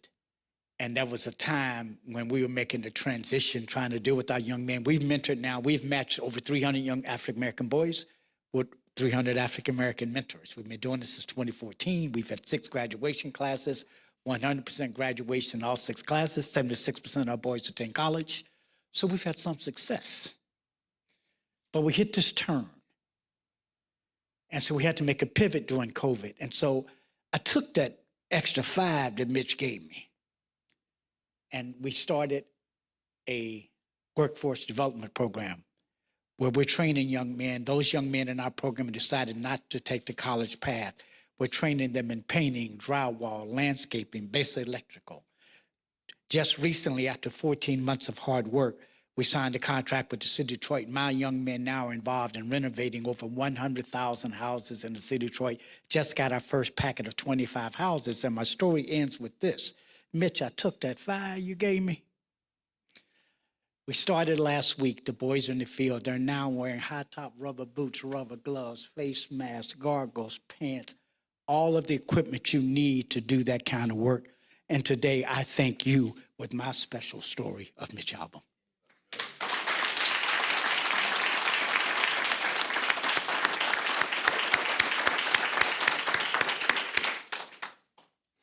Thank you, Bob.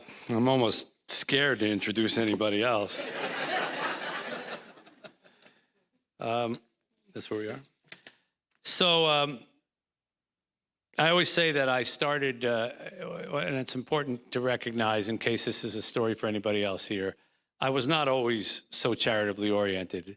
Really the first 35, 37 years of my life, I was pretty much just interested in my own career and my own trajectory and my own path.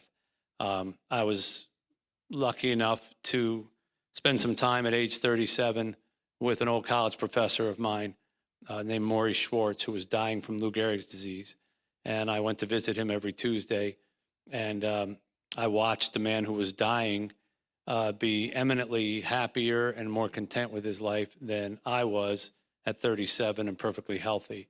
And I realized that I had a lot to learn about what was really important in life if I wanted to have an ending like he had. And one of the things that he said to me was, what do you do for your community? And I said, well, what do you mean? And he said, you know, how do you help charities and things? I said, I don't know, I write checks, I guess. And he said, well, you need to do more than write a check. You've been given a voice, and you need to use that voice to do more than just aggrandize yourself.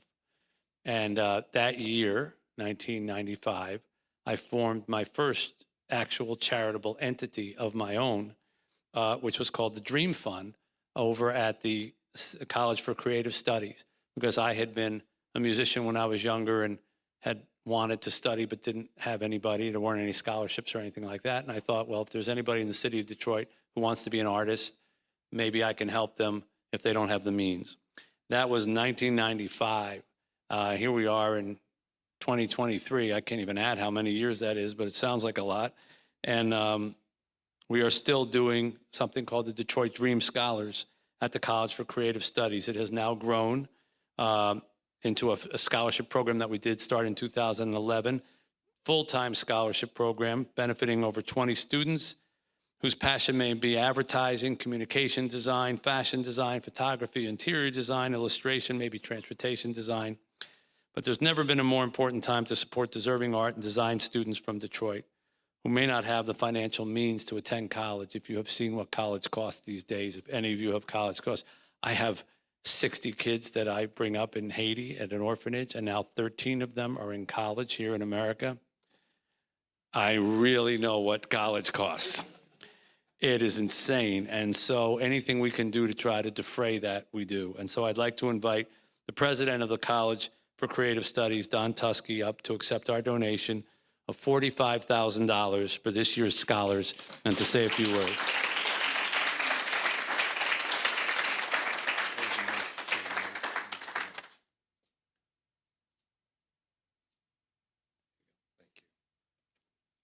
I don't have any Mitch Albom stories. Yet. Thank you, Mitch, and thank you, SAY Detroit, and all the donors that support this. One of the things that I wanted to say today in terms of CCS, two things. And I met a couple great people already, like you were hoping that people would do. Boys Hope and Girls Hope. Where's Rebecca and Christopher? right here. We're going to do some stuff together. But that's one of the things I think CCS can do a better job is reaching out, collaborating, and partnering. We do some through our community arts partnership. Mike Robrisi, some of you might know him, Design Corps. But I think there's a lot more we can do in terms of partnerships and collaborations. And I don't know what that means exactly, but we do have now an Office of Partnerships that works to really collaborate with especially folks and organizations in Detroit. Secondly, big part of my job as president is really fundraising for scholarship. And we are really pressing, making sure that our donors, our board really step up and support, and we can do a better job of supporting more kids, not just with Mitch help, but our help in terms of CCS to make sure that CCS is really much more inclusive for kids in Detroit. It's a great down in Midtown, right by the DIA, and there's a lot more opportunity we can provide kids in and around Detroit, especially around the school, to make sure that they can have access. There's a lot of great careers in design. And one of the big areas also is game design, and we have a lot of students going into that. But those two things, more collaborations and partnerships, and then certainly more opportunities for more kids in Detroit. So, Mitch, thank you so much again for this. And someday I'll have a story, but thanks for all the great support. Thank you.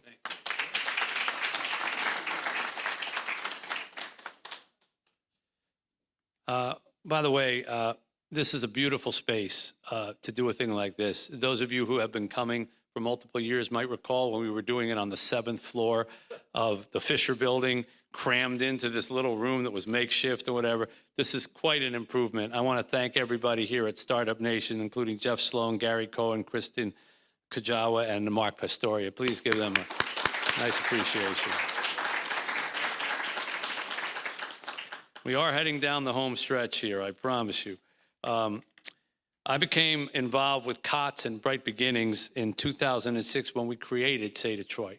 There are a few of the things that we're helping that are literally still from the very, very beginning, go back to 17 years. COTS and Bright Beginnings created a much-needed void for Detroit families seeking daycare in order to work.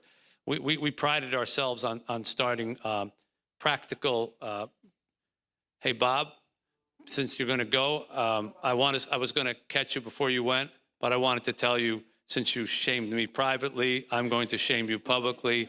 I'm going to be adding another 5 onto your gift again this year for things, okay? Just don't tell the story, all right? Well, maybe when you come back, there'll be more money. It worked, Bob. Yeah. We prided ourselves when we started SAY Detroit on practical problems, solving practical problems. And the practical problem was that there were all these mothers in the city who were wanting to get jobs or go for interviews who had no place or had nothing to do with their child. And so they would take the babies on job interviews. Well, it's really hard to get a job interview when you've got a toddler under your arm. Practical problem. So we helped with COTS to create Bright Beginnings for a place for women who are looking for work or coming through transitional housing or getting out of rehab programs to have their children as young as 5 days old, all the way up to 2.5 years, be taken care of. And it has blossomed into a tremendous, tremendous organization that goes way beyond that now. The children are introduced to schedules and routines early in life. It helped to build the foundation of learning they'll use throughout their lives.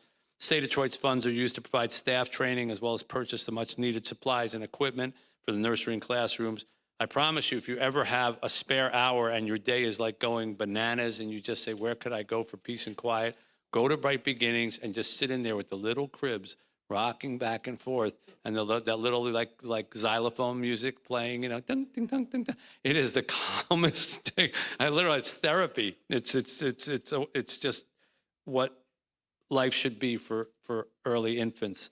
And Shantae Hightower, who's been with us many times, joins us from COTS, and it gives me a great pleasure to present a check to you for $12,500.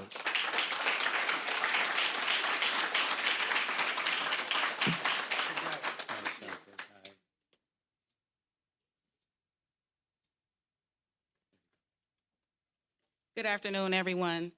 Being homeless is traumatic in itself, and oftentimes we don't realize what that trauma does to children. Having a space for these children to be able to go daily, to learn, grow, and develop is so important in building those foundations of early skills that they'll use throughout their lives. Through generous donations like these, we were able to open 2 additional classrooms last year. On any given day, we have anywhere from 70 to 100 children in the shelter, and over half of those children are under age 5. And we all know how expensive childcare can be, and providing that service to them for free is what we pride ourselves on. And donations like this allow us to be able to do just that. Thank you guys so much. We truly appreciate all your support. Thank you.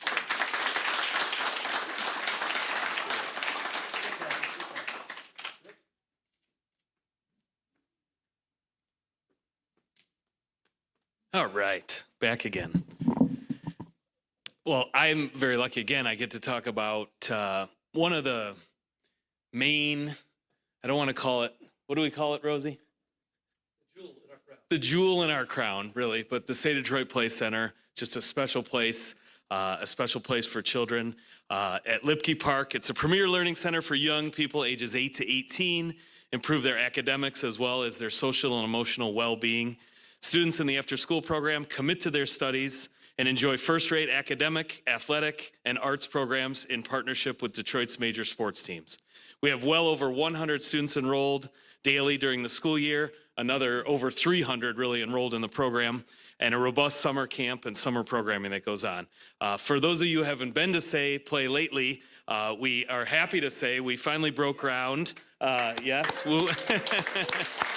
We've broken ground on an expansion, the new Kelly and Matthew Stafford and Friends Educational Center. Nearly 20,000 square foot facility will include classrooms, learning labs, and an auditorium, really a black box theater that we can do a lot of performances there. It's a true game changer for us, enabling us to increase our student population, provide adult education and job training, and better serve the surrounding community. So I'm very lucky I get to introduce our executive director of the SAY Detroit Play Center, Mr. Eric Reed, who's gonna come up and say a few words. And Eric came to us about a year and a half ago now, and Eric has just been an amazing addition to the SAY Play family and the SAY Detroit family, and we're honored and lucky to have him there, and the sky is really the limit as we move forward. So as I mentioned, we have 2 large physical entities, the clinic and the SAY Play Center. And so I'd like to present you with this check, which seems huge, and it is. That really helps to drive the operation. So a check for $800,000 here.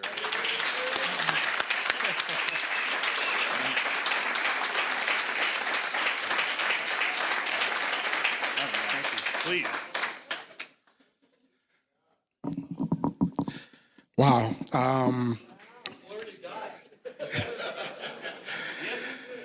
Thank you.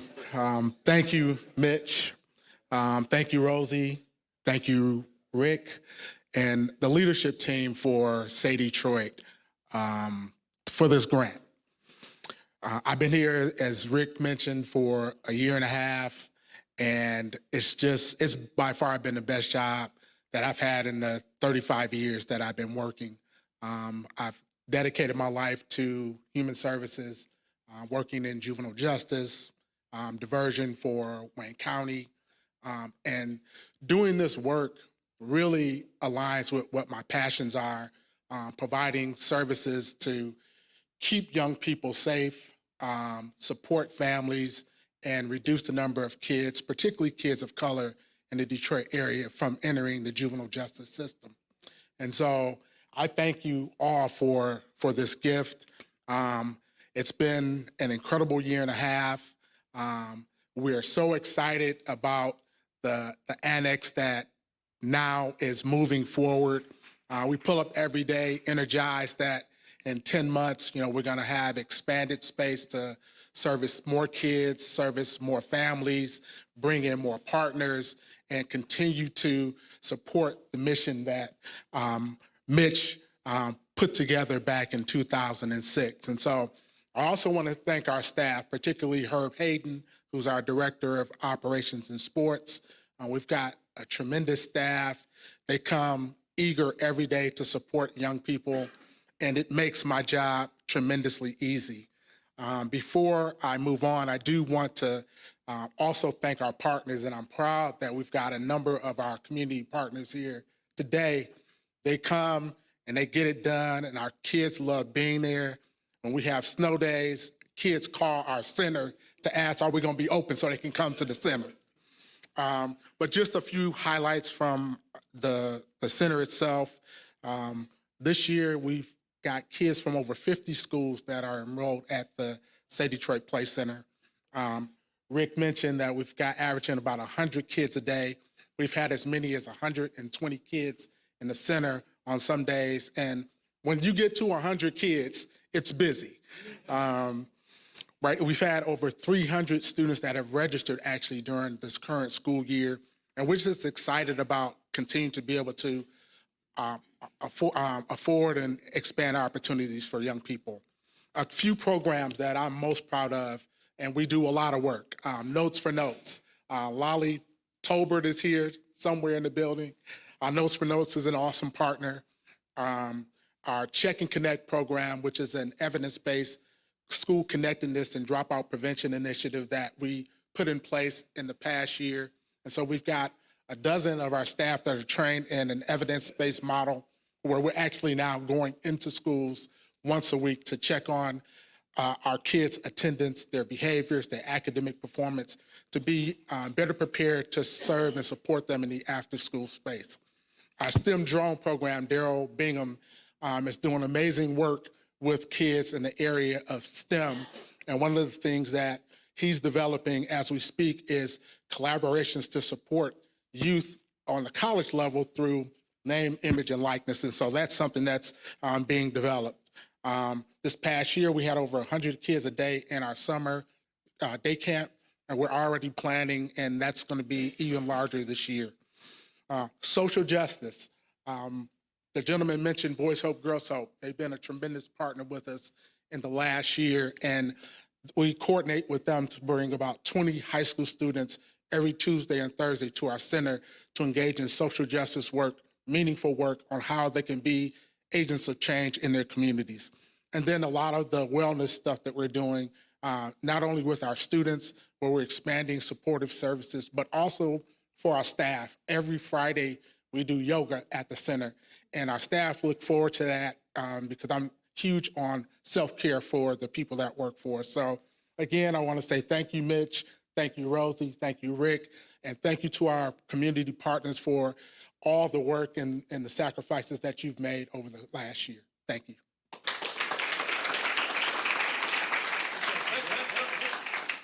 Now you get to bring all my those turn. folks up. Okay. Your tongue. All right. So I've got a couple of organizations. The first is Building Better Men. Otis Bellinger created Building Better Men in 1991. I've known this brother for about 25 years. Our paths first crossed when I was working, doing juvenile justice work for Wayne County, and he was working for one of our contracted partners. He's just dedicated in helping young Black males go to a different trajectory with their lives. His mission really is to enhance the social, emotional, academic, and physical development of males, Detroit area males, ages 7 to 17. Some of the programming that they provide through his organization include a full array of outdoor activities such as tennis, golf, skiing, soccer, and fishing. And they also attend classes around public speaking, and I know that's something that is near and dear to his heart, and we've had some recent conversations around doing some public speaking programming at the center, in addition to art, chess, cooking, health and nutrition, and mixed martial arts. The participants also experience a variety of vocations, including music production, engineering, dentistry, coding, culinary arts, and web development. We are pleased to have Otis Bellinger and Building Better Men as a partner. And Otis, if you can come up, I'd like to present this check to you today for $15,000.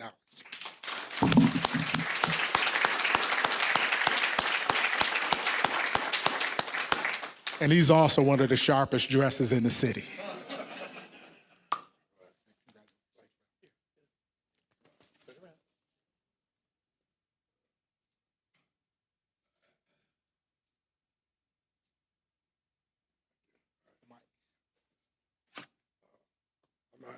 Can I keep this? Wow. Man. I'm taller than most of y'all. Brother Woods, what's happening, man? That's just, like I'm about to spit some bars or something. Right. Right. Okay. Thank you. All right. We cool. Wow, this is a blessing. You know, just to see everybody out there. You know, my mother would always say that anytime someone does something for you and they don't have to, I mean, you say thank you, right? You know, Mitch, I mean, God has blessed him. He don't have to do this, right? So we say thank you. Dr. Richard Kiten and his wife, Betsy, they stay in the burbs, the real burbs, excuse me. And they allowed me to bring 40 guys, I'm talking straight from the hood, in their backyard to go fishing. And these kids had a heck of a time. And what made it so special is Dr. Kiten had the, I guess the stream behind his house was stocked with fish. So the kids was like, man, I caught a fish. And they didn't know that you just had to throw something out there. And they were, and so Dr. Kiten and Bessie didn't have to, so thank you. A lot of folks, Herb, you know, and Eric takes my emails and things about the boys. They don't have to. Richard Kelly, beyond the check, he came out. We were teaching young men golf for 8 weeks, and it was like a Tuesday and Thursday, 6 to 8. So I don't think, Rosie, you all had him working that late. But he actually came out and taught the kids golf with us, right? And you know, Brother Woods, he was the only white dude there, man. So I mean, but the kids, you know, enjoyed him, right? Also, I just want to say something. Probably my proudest moment here is what I consider human data. This brother right here was actually in our program as a 7th grader, right? And he traveled around the country with us, went as far as Florida. I mean, got in trouble at the hotel the night before the game. You remember that? And so, and now he's here doing something special, man. So I love you. I appreciate you, brother. All right.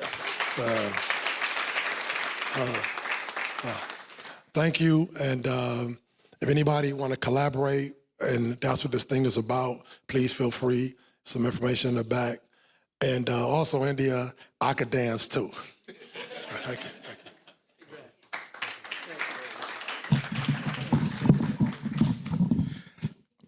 Also, one more thing about Otis. He was the person who actually introduced me to the SAY Detroit Play Center back in 2019. He called me up one day and he's like, man, look, I'm working over here with Mitch Albom and some great cats, as he said at that time. And he said, you got to come over and see the center. And again, working in human services, I've been all over Wayne County, Osborne, and I had never been past the center.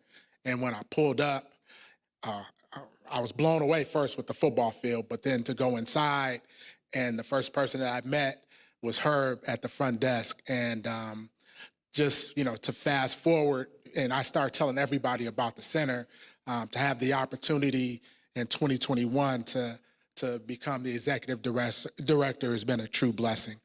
Our next organization that we want to recognize is Notes for Notes.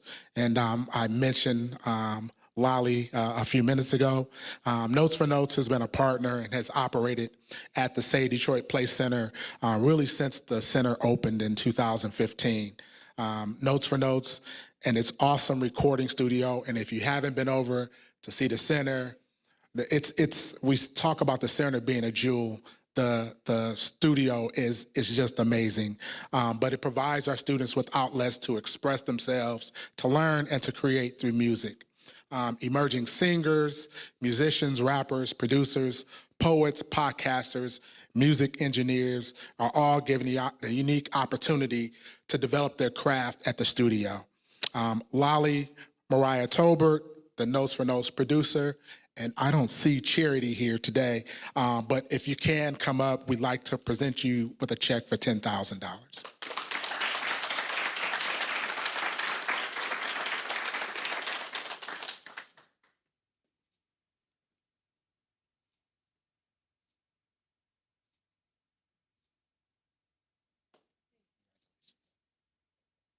Thank you. I feel like I just won a Grammy. My name, again, is Lolly Tolbert. You might know me as Lolly Mariah if you see me around the city performing. But on behalf of Notes for Notes, our founders, our area director, Charity, who's actually sick today, and of course myself, the producer for the Detroit studio, I do want to thank SAY Detroit and Mitch Albom for this. This is so imperative for our youth, giving them access to music programming. I actually started volunteering with Notes for Notes when I was living in New Orleans, and when I came up during COVID, it seemed like I didn't know what to do, where to go, and of course, it was the opportunity to be the producer at Notes for Notes studio, where I was able to continue working with the youth and helping them create, and we've been able to make videos and podcasts, and of course, music, and we've given them experiences, performing experiences all over the city. I'll be like, let's go, we gotta perform, and I am able to practice with them and really show them, like, this is a real thing. You can do this if you really want to, and it's amazing. So once again, thank you, Mitch Albom and SAY Detroit, for this opportunity to continue to work with the youth and program and just provide for them to express themselves. Thank you.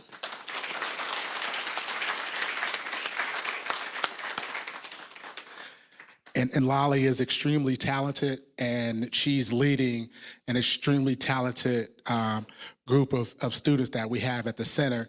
Just one quick thing about Notes for Notes. So the night before this year's Radiothon, I get a phone call from Rick, and he says, Mitch wrote some bars for Hugh Jackman, and he wants us to put it together in the studio. I'm like, wait a minute, it's like 5 o'clock, and the event is tomorrow morning. So we told Lolly, she got some students in there, and that night, like 9, 10 o'clock at night, she sent us the audio of the piece that was put together, and it was just tremendous. And that's just a testament to just the talent that we have here in the city of Detroit. The last organization that I will be recognizing is Neighborhood Legal Services Michigan. Neighborhood Legal Services is a partner with us, and they facilitate our Drone Skills Challenge program and our Drone Apprenticeship program. The Drone Skills Challenge program, in a nutshell, teaches our younger kids really the basics of how to fly a drone. The Drone Skills Apprenticeship program is focused primarily around high school age students, where they not only learn how to fly a drone, but they also get certifications in Six Sigma, which is a business acumen area, OSHA 30 safety certification, which I believe is the highest level of safety construction certification that you can get. And then they also learn how to read blueprints, and they're trained up to come in and facilitate to our younger kids 2 days a week. And so it's been a tremendous partnership. The gentleman who runs that program, Daryl Bingham, I'm going to bring him up. I met Daryl back in 2002, when he was doing financial advising, and he's made that transition, and he is just a tremendous teacher. He's a retired football coach, and the kids just continue to grow, and they provided so many opportunities at our center. And so I want to bring Daryl Bingham up and present a check for $10,000 to Neighborhood Legal Services of Michigan.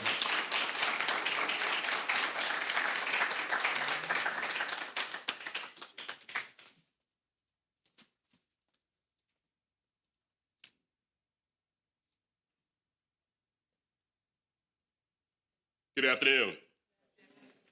As you can see, I'm a football coach. I shout a lot, so, forgive me. Mitch, I just want to say thank you. You don't know how much weight your name carries when we're out there trying to build collaborations. Eric alluded to some of the certifications our kids are dealing with right now. Your name alone actually helped us develop a relationship with Tech Town. Our kids have access to their educational programs where our kids can get Google certifications. They have 7 different certifications, one in particularly that we're working on in the area of social media marketing that they get for free. So thank you so much for everything that you do and some of the things that you don't know that you do, okay? I will be very brief and short because I come from a long line of Southern Baptist ministers, so I won't have you in congregation all day long. But this feels like the nonprofit homecoming for me, if you will. He mentioned my previous life, and there are some people in here that, I've known for a while and don't realize, hey, Mama Brock, how you doing? I knew her when she was at Aisha Shule, and we did the benefits for her. Daryl, in case you don't know, you got a hell of a first name. It means little darling.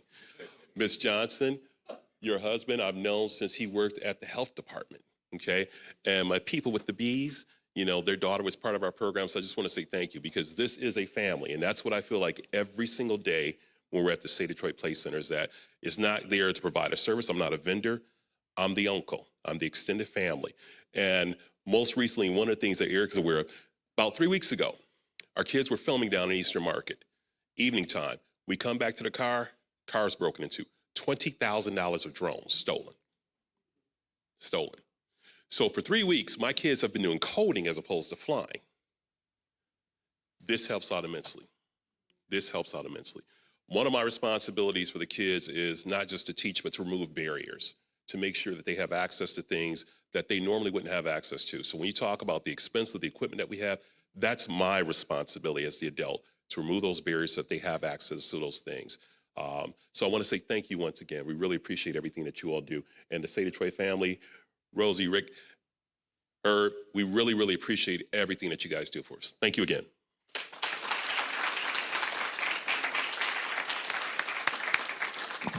My football coaches were not that well-spoken.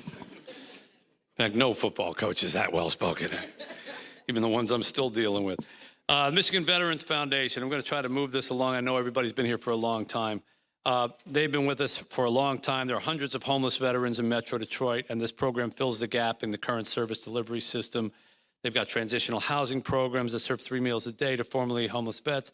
They operate a computer lab, which on previous incarnations of this, we helped fund, where the vets can make video calls to their families and friends. One of those veterans even works at our My Cycle operation, which I'll tell you about in just a second. He had basic knowledge of bicycles, has a great attitude, and within the first couple of weeks was making complicated repairs on our donated bicycles. He's now an assistant to Chuck Nagy, the coordinator of our My Cycle program. So please welcome Rita Dubaya, the CEO of Michigan Veterans Foundation, who will accept a check for $15,000.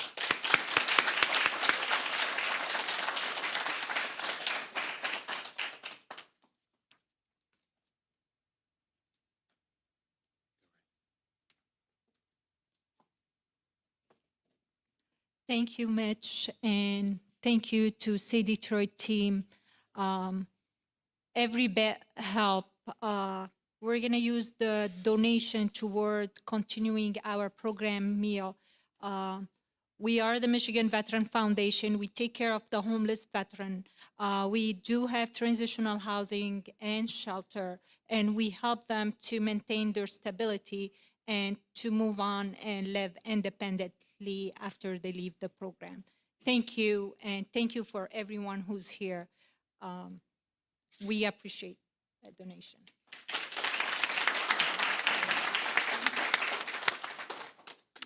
Detroit Hives. I mentioned bees before. I wasn't kidding.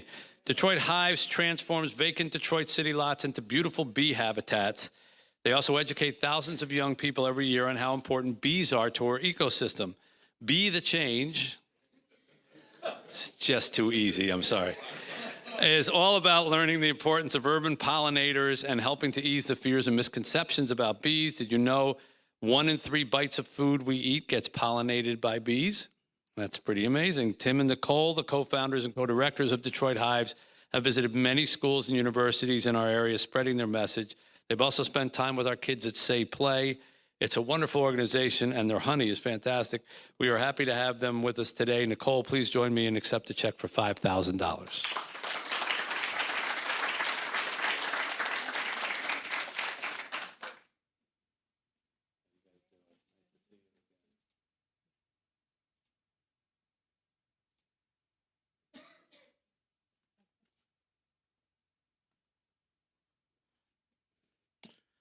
First and foremost, we'd like to thank Mitch and the SAY Detroit community for believing in our mission. You know, Detroit Hives currently now exists in over 25 locations, and we're managing the health of over 4.5 million honeybees here in Detroit and Southeast Michigan. When we started our mission back in 2016, the city of Detroit currently had well over 90,000 vacant lots. And unfortunately, many of these vacant lots contributed to poor mental health. Out of poor mental health, birthed crime. It birthed violence and injuries in our community.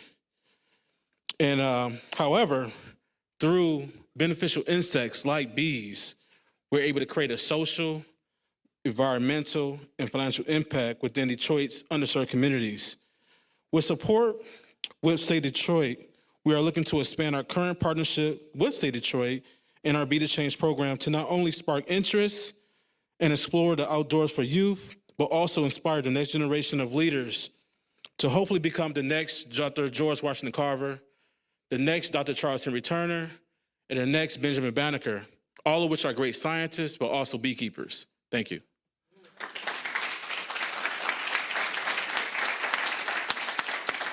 I learn something every time. This is one of our new charity co-partners this year. We're happy to have them. Boys Hope, Girls Hope Detroit provides residential services and supports students in need of stable home environments, as well as school and community-based academic resources, life skills, and emotional and spiritual support. Programming includes things like social justice cohorts and college prep assistance.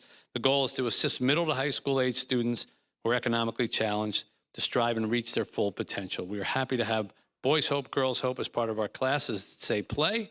And Rebecca Limbaugh, the executive director, is here today. We want to present you with a check for $7,500.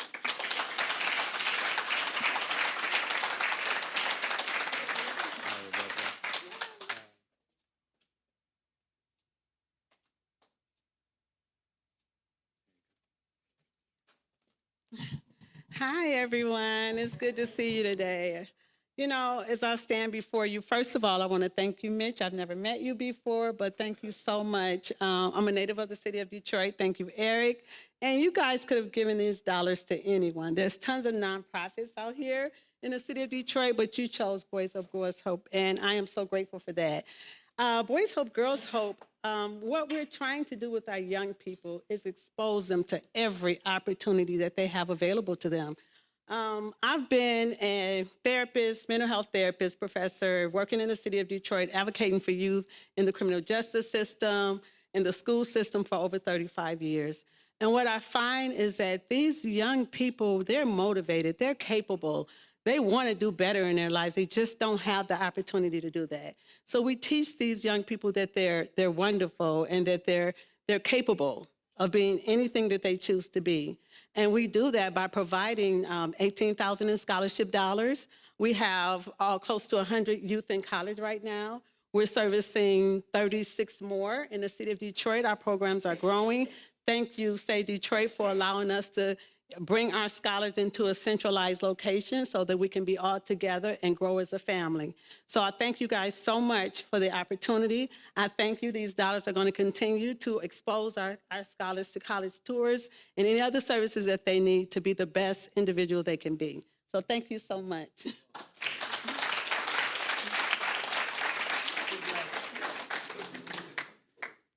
Faith Tabernacle on Hamilton Avenue in Highland Park is 57 years old. There have been 3 pastors there.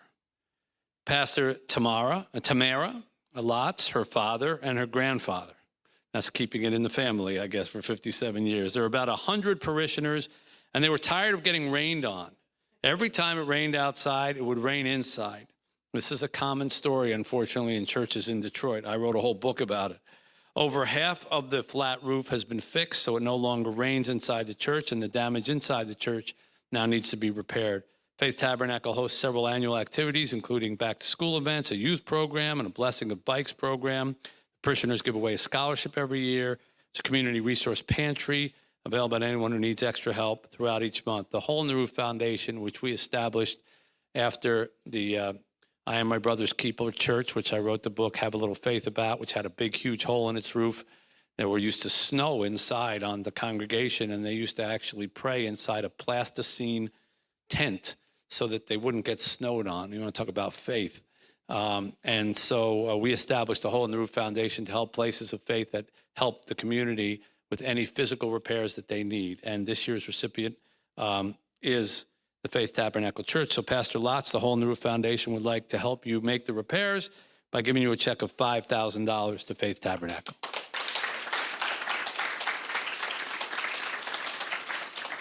My pleasure. My pleasure. Thank you. Thank you. Come on in.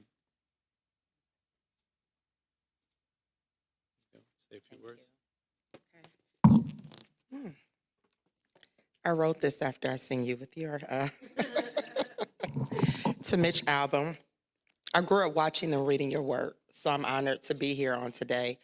Both sides of my family, we're avid Detroit Free Press readers, so I'm very proud to be here. To your fabulous SAY Detroit staff, thank you. One being Trisha, who I had a wonderful conversation with, thank you. And I was introduced to her through Mr. Darrell Woods. Thank you, Darrell. So I just want to say thank you.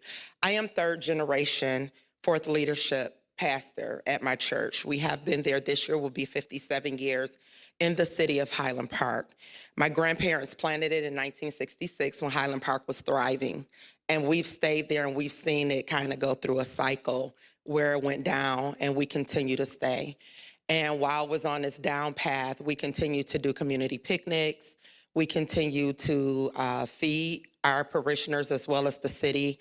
We partner with the schools there. We would do teas for the girls. We would do give away clothes. Whatever we could find ourselves doing, we just made sure that we stayed connected to the community no matter where we were and where the community were. And so I'm proud to say that we are on the uprise, not only our church, but our city. The city of Highland Park is in the middle of a revival and a revitalization. There are a lot of great things happening. I'm sure some of you have probably heard some of the great things happening there in the city of Highland Park. So we will continue to give away turkeys. We will continue to give away different things. As he said, the blessing of the bikes, those who ride motorcycles. We're going to be blessing the motorcycles, the three-wheelers, what do they call them, spiders and all of that. They'll be coming by the fourth Sunday, in April. We're 6 blocks south of McNichols. So we try to reach as many populations and communities that we can. And from one corner to the next corner on both sides of the street, there are bikers everywhere. And they said the statistic that they're telling us is one of the closest places they have is in the city of Ypsilanti. So we like to provide sources and resources for those down here in every facet that you could think of. So again, we're grateful. Our mission is for this year is we work better together. And so with that being said, when I got here and heard your theme of working better together, I knew that this was indeed the right partnership. I just want to give a little time for my dad, who I succeeded. He turned the church over to me 2021. He installed me as the new pastor of Faith Tabernacle Church. And so I just want to give my dad some words. I know he's honored to see us finish this project that we started in 2019. So we will use this to finish our roof. Thank you to Mitch. I've been following you since you first started at the Free Press, sports writer. But what I'm doing and how I was able to turn the ministry over to my daughter was through the help of organizations such as yourself. I was caught up in a destructive lifestyle for over 25 years, and I went to Elmhurst Home. And I decided I wanted to go back to church, but I didn't even have a suit to wear. So Elmer's Home, we went down to Detroit Rescue Mission. I was able to get a Pierre Cardin suit. I'll never forget that. I was able to walk into the church with a suit on, and the rest is history. I was just looking for a place as a refuge. But because of people such as yourself, it allowed me to get my life back together. and to be instrumental in the ministry. And because of that, I was there since '91 and served as the pastor. And now my daughter is following in my footsteps. So God bless each and every one of you and everything that y'all do for the people. God bless you, Mitch. Appreciate it.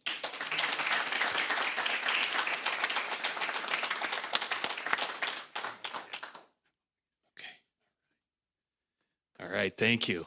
I just want to say real quick, we're getting near the end, and these guys got to get to a radio show, so we'll get through it quick. I noticed a lot of you put materials out on that table back there to share with each other what we do. I will be here. These guys will have to rush off, but I will be here. Look for me. I'm happy to make introductions and connections because, again, that's what today's all about. So even if it doesn't happen today, we'll provide contact information for everyone and make sure that you're able to reach out to each other. So. Make sure we get a group shot photo with everybody that received When we're done, we'll bring everybody up here then in front of the sign. All right, so the blessing of the bikes, what a perfect segue for me to introduce our next organization. It's called My Cycle, which is still pretty new to the SAY Detroit family. So transportation is one of the biggest challenges within the underserved community we serve, whether it be for school, work, medical care, getting to the grocery store, or recreational activities. Kids and adults can be best served with a mode of transportation. Last year, we started My Cycle with the intention of refurbishing used bikes and assembling new bikes to distribute throughout the Detroit area. We had no idea the impact that it would have on people who needed just a little extra assistance getting back into the workforce. We were fortunate to land this program at Marygrove Conservancy, thanks to the CEO, Tom Lawand, and equally as lucky to find Mr. Chuck Nagy to manage this program. We gave away over 400 My Cycle bikes in our first year and employed several people by giving them new job skills. We're looking forward to a very successful and fulfilling year ahead. And so, Chuck, if I could welcome you up here today, please join me. And for our operations for My Cycle for this year, please accept this check for $50,000.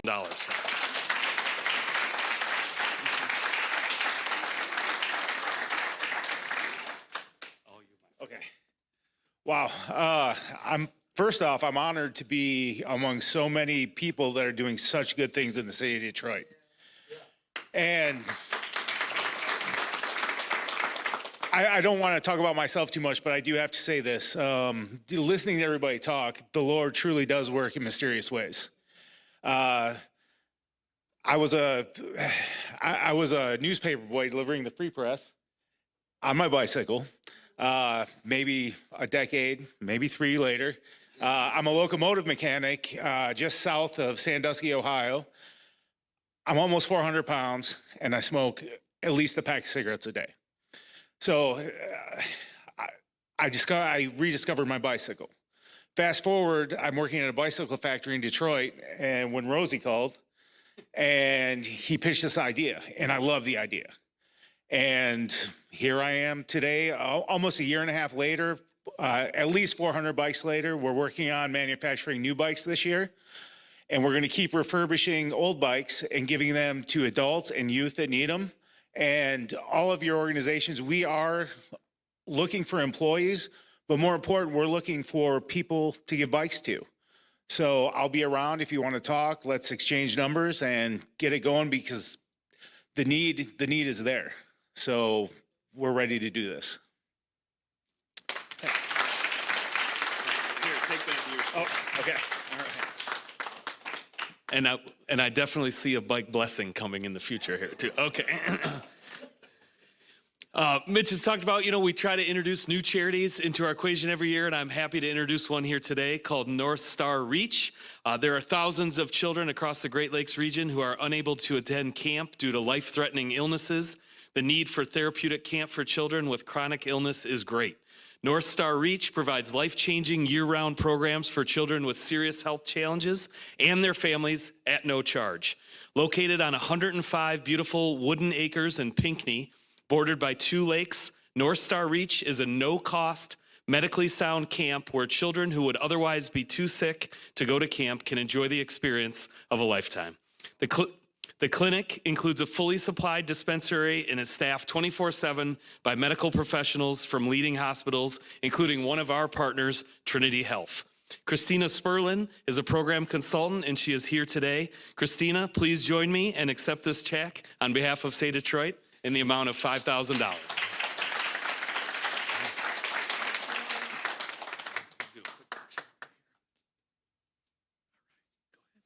Oh, okay, thanks. All right, hi everyone. Sorry, I've lost my voice, so I'll spare you my voice. But thank you to everyone, Mitch. Thank you, Trisha, for bringing us here. On behalf of everyone at North Star Reach, our kiddos and their families, I'm just going to share you a quick story from my very first time at camp. I started as a camp counselor back when I was in college. So my very first group of kids, I had the oldest unit of girls. So they were about 12 to 16 years old. And at the end of the day, we always do a cabin chat. So after their day of activities, of fishing. I don't know who talked about fishing, and they get to catch their first fish, and it's really exciting, or arts and crafts, or boating, or writing stories, everything. We give them all the opportunities that they can. Swimming is actually one of them as well. We came together as a group, and the girls are all talking, and some of them didn't know that they were all struggling with cardiac issues.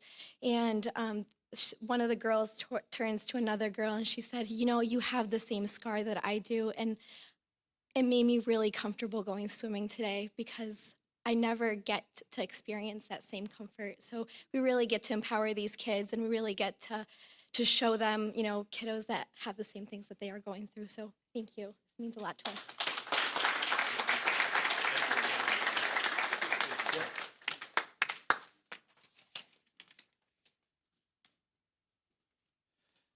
In 2018, Harry Todd was in a checkout line at a grocery store, and the woman in front of him didn't have enough money to purchase her groceries. So he quietly paid for them. And by the time he got home, he decided he needed to do something more. He jumped on social media, asked his friends if they would be willing to donate cash if he found some families who needed help buying their Thanksgiving meal, and Jive Turkeys Detroit was born.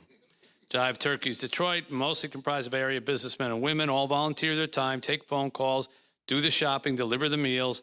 Families in need of assistance are found throughout churches, school administrators, word of mouth. And this past year, Jive Turkeys Detroit helped 1,100 families. Harry Todd is the Chief Visionary Officer of Jive Turkeys Detroit.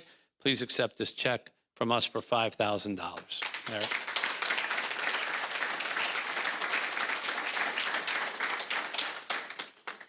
Thank you. My pleasure. Thank you. I have my executive director, Tabitha Taylor Vassar, here. She's the boss. I want to say, first of all, thank you, Mitch, and your team for this wonderful gift. The term jive turkeys from 1970s was a term used for people who were not accountable, people who were not somebody you want to be around. I'm not an author, but I like to utilize language to change the narrative for something of good and positivity. So I had this kooky idea to name this organization Jive Turkeys Detroit. And we have a hat, we have gear, but we have a mission. Feeding families is what we do. And in our mission, we never take a picture of the families. We protect their dignity, their privacy. We protect that we are maybe one of them at one time. And we've grown from the city of Detroit. We're in Flint, Pontiac, Southfield, Muskegon Heights, Benton Harbor, and Kalamazoo.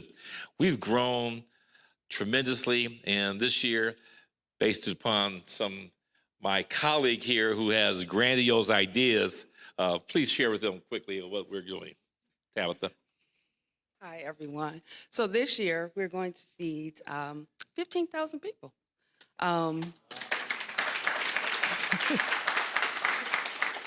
It is quite as simple as Harry just stated. Feeding people is what we do. So this year, well, last year and this year, and I knew the impact that it had always, but to provide a family with a turkey for Thanksgiving, and then to give them some helpings to make the sides, that helps a family. That helps them have food and security. That helps them to feel good about the holidays. It is just as simple as that. Feeding families is what we do. So that's what we continue to do and what we want to continue to do. And we thank you very much for this to help us continue our goal. Thank you. Thank you, everybody.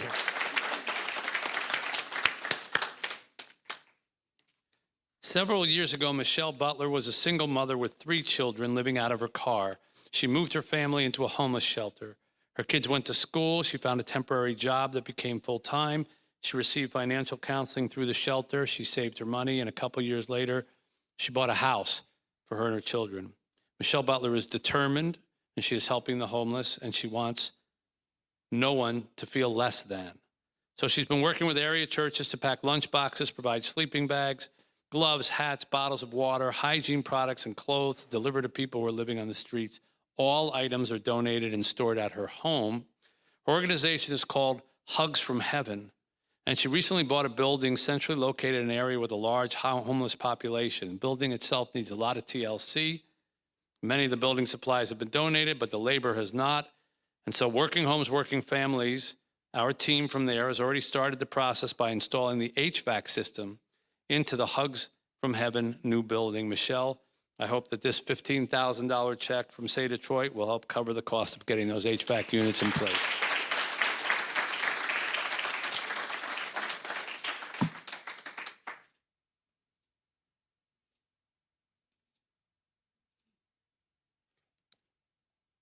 I kept sitting there saying to myself, Michelle, don't get emotional, don't cry. But as always, if you see the tears, it's tears of appreciation, tears of gratitude, tears of joy. Being a single mother with 3 children, it was hard. Living in that shelter, I began to look at certain things and saying, why is this taking place? Even though you have family, it's not always the right setting, if that makes any sense. But I had faith. I trust God every day, every step of the way. And when He put it in my spirit to get this building, it was me and my son at the time. He was 14. And we began to single-handedly work on this building. And God began to bless us with people that would just help us. We didn't have a clue what we were doing, but it was by faith that the Most High God showed us and said, okay, I'm going to put this person in your life, and I'm going to put this person in your life, and they're going to help you do this, and they're going to help you do that. And that got us to where we are today, and we still need help, but we're so determined. We're so determined because we're a small grassroots organization, but we're out there on the street going from location, from 94 to 75 to wherever we see a homeless residence, and we're providing them with, whatever resources that they may need, to the point to where they are family to us because we know them by name. We don't just look at them as clients. I know their name. I have met some of their family just to try to figure out what brought you to this point. I know what brought me to this point, but that's not always the case. So I give the Father, the Most High God, all praise, honor, and glory. I thank you as always, Mitch. I thank you. I thank you, Mr. Rosie. And Trish, I love you so much. Thank you for always being my sister and being that voice when I needed to release some things. I appreciate you.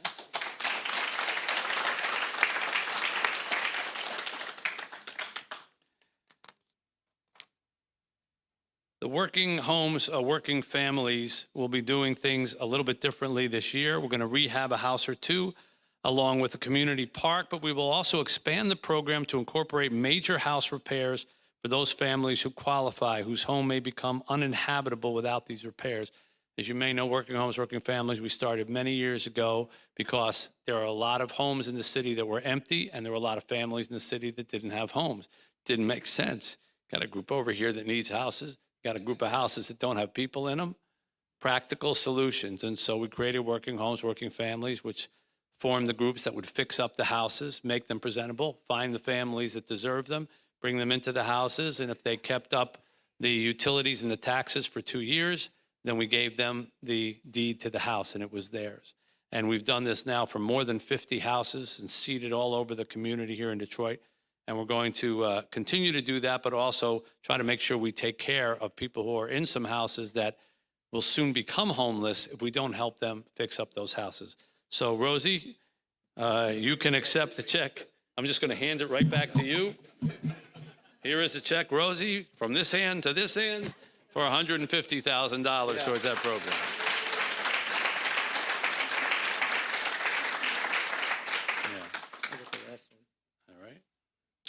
Thank you, Mitch. What we do is transformative with Working Homes, Working Families. You know, transforming families from homelessness into secure homes.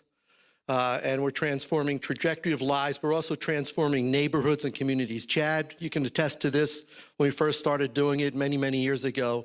There is no greater feeling than presenting a house key or house keys to a family that's never had a home.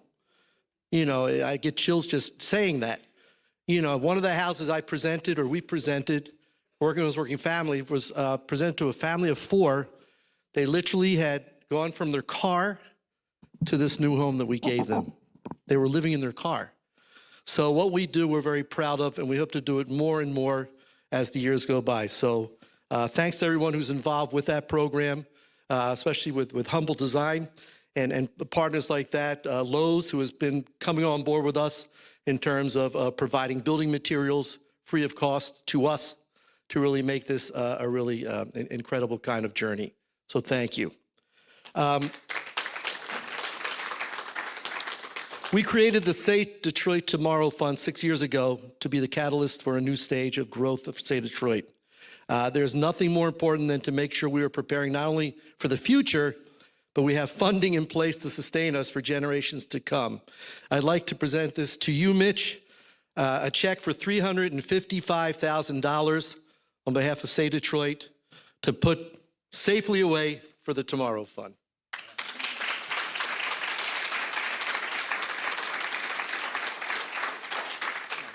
Well, this becomes more and more important as the years go on, because the one thing that I'm really, really proud of, well, there's many things I'm proud of, but one, we have never started anything in SAY Detroit that we had to stop. And those of you in the charity world know how rare that is. I always know when a charity is going to fall on its face when people come up to me and say, I've got this idea for a charity. I'm going to start this charity. I've been working on this name. I got this great name. Here's the name.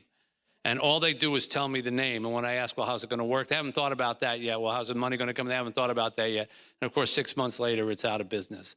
You don't think of names first. You think of how you're going to sustain things. You identify the problem, then you say, now, before we start it and start giving people hope, how can we sustain it? And we don't start anything at SAY Detroit unless we have 3 years worth of sustainability before we have to bring money in for it. And that's why in the 17 years that we've been in operation, we have never closed anything.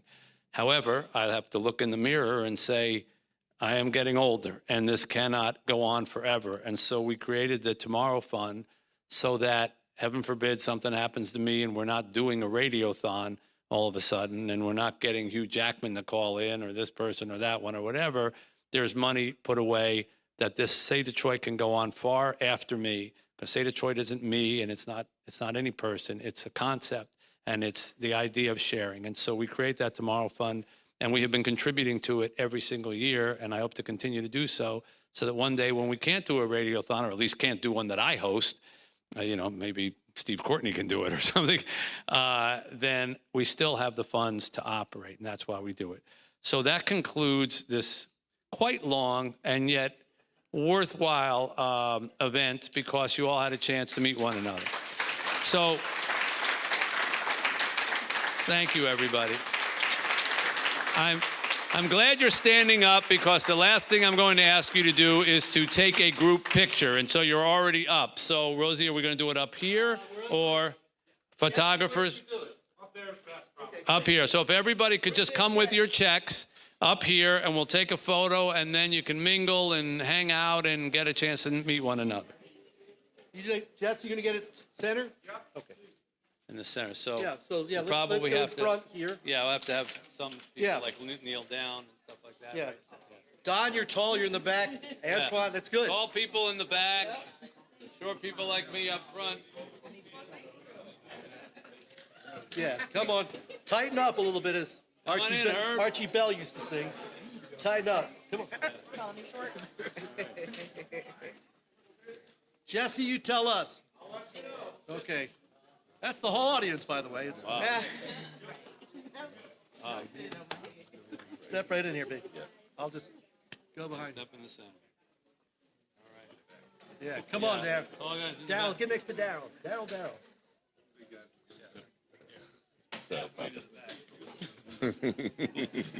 How about a nice round of applause to our Channel 4 cameraman? Come on.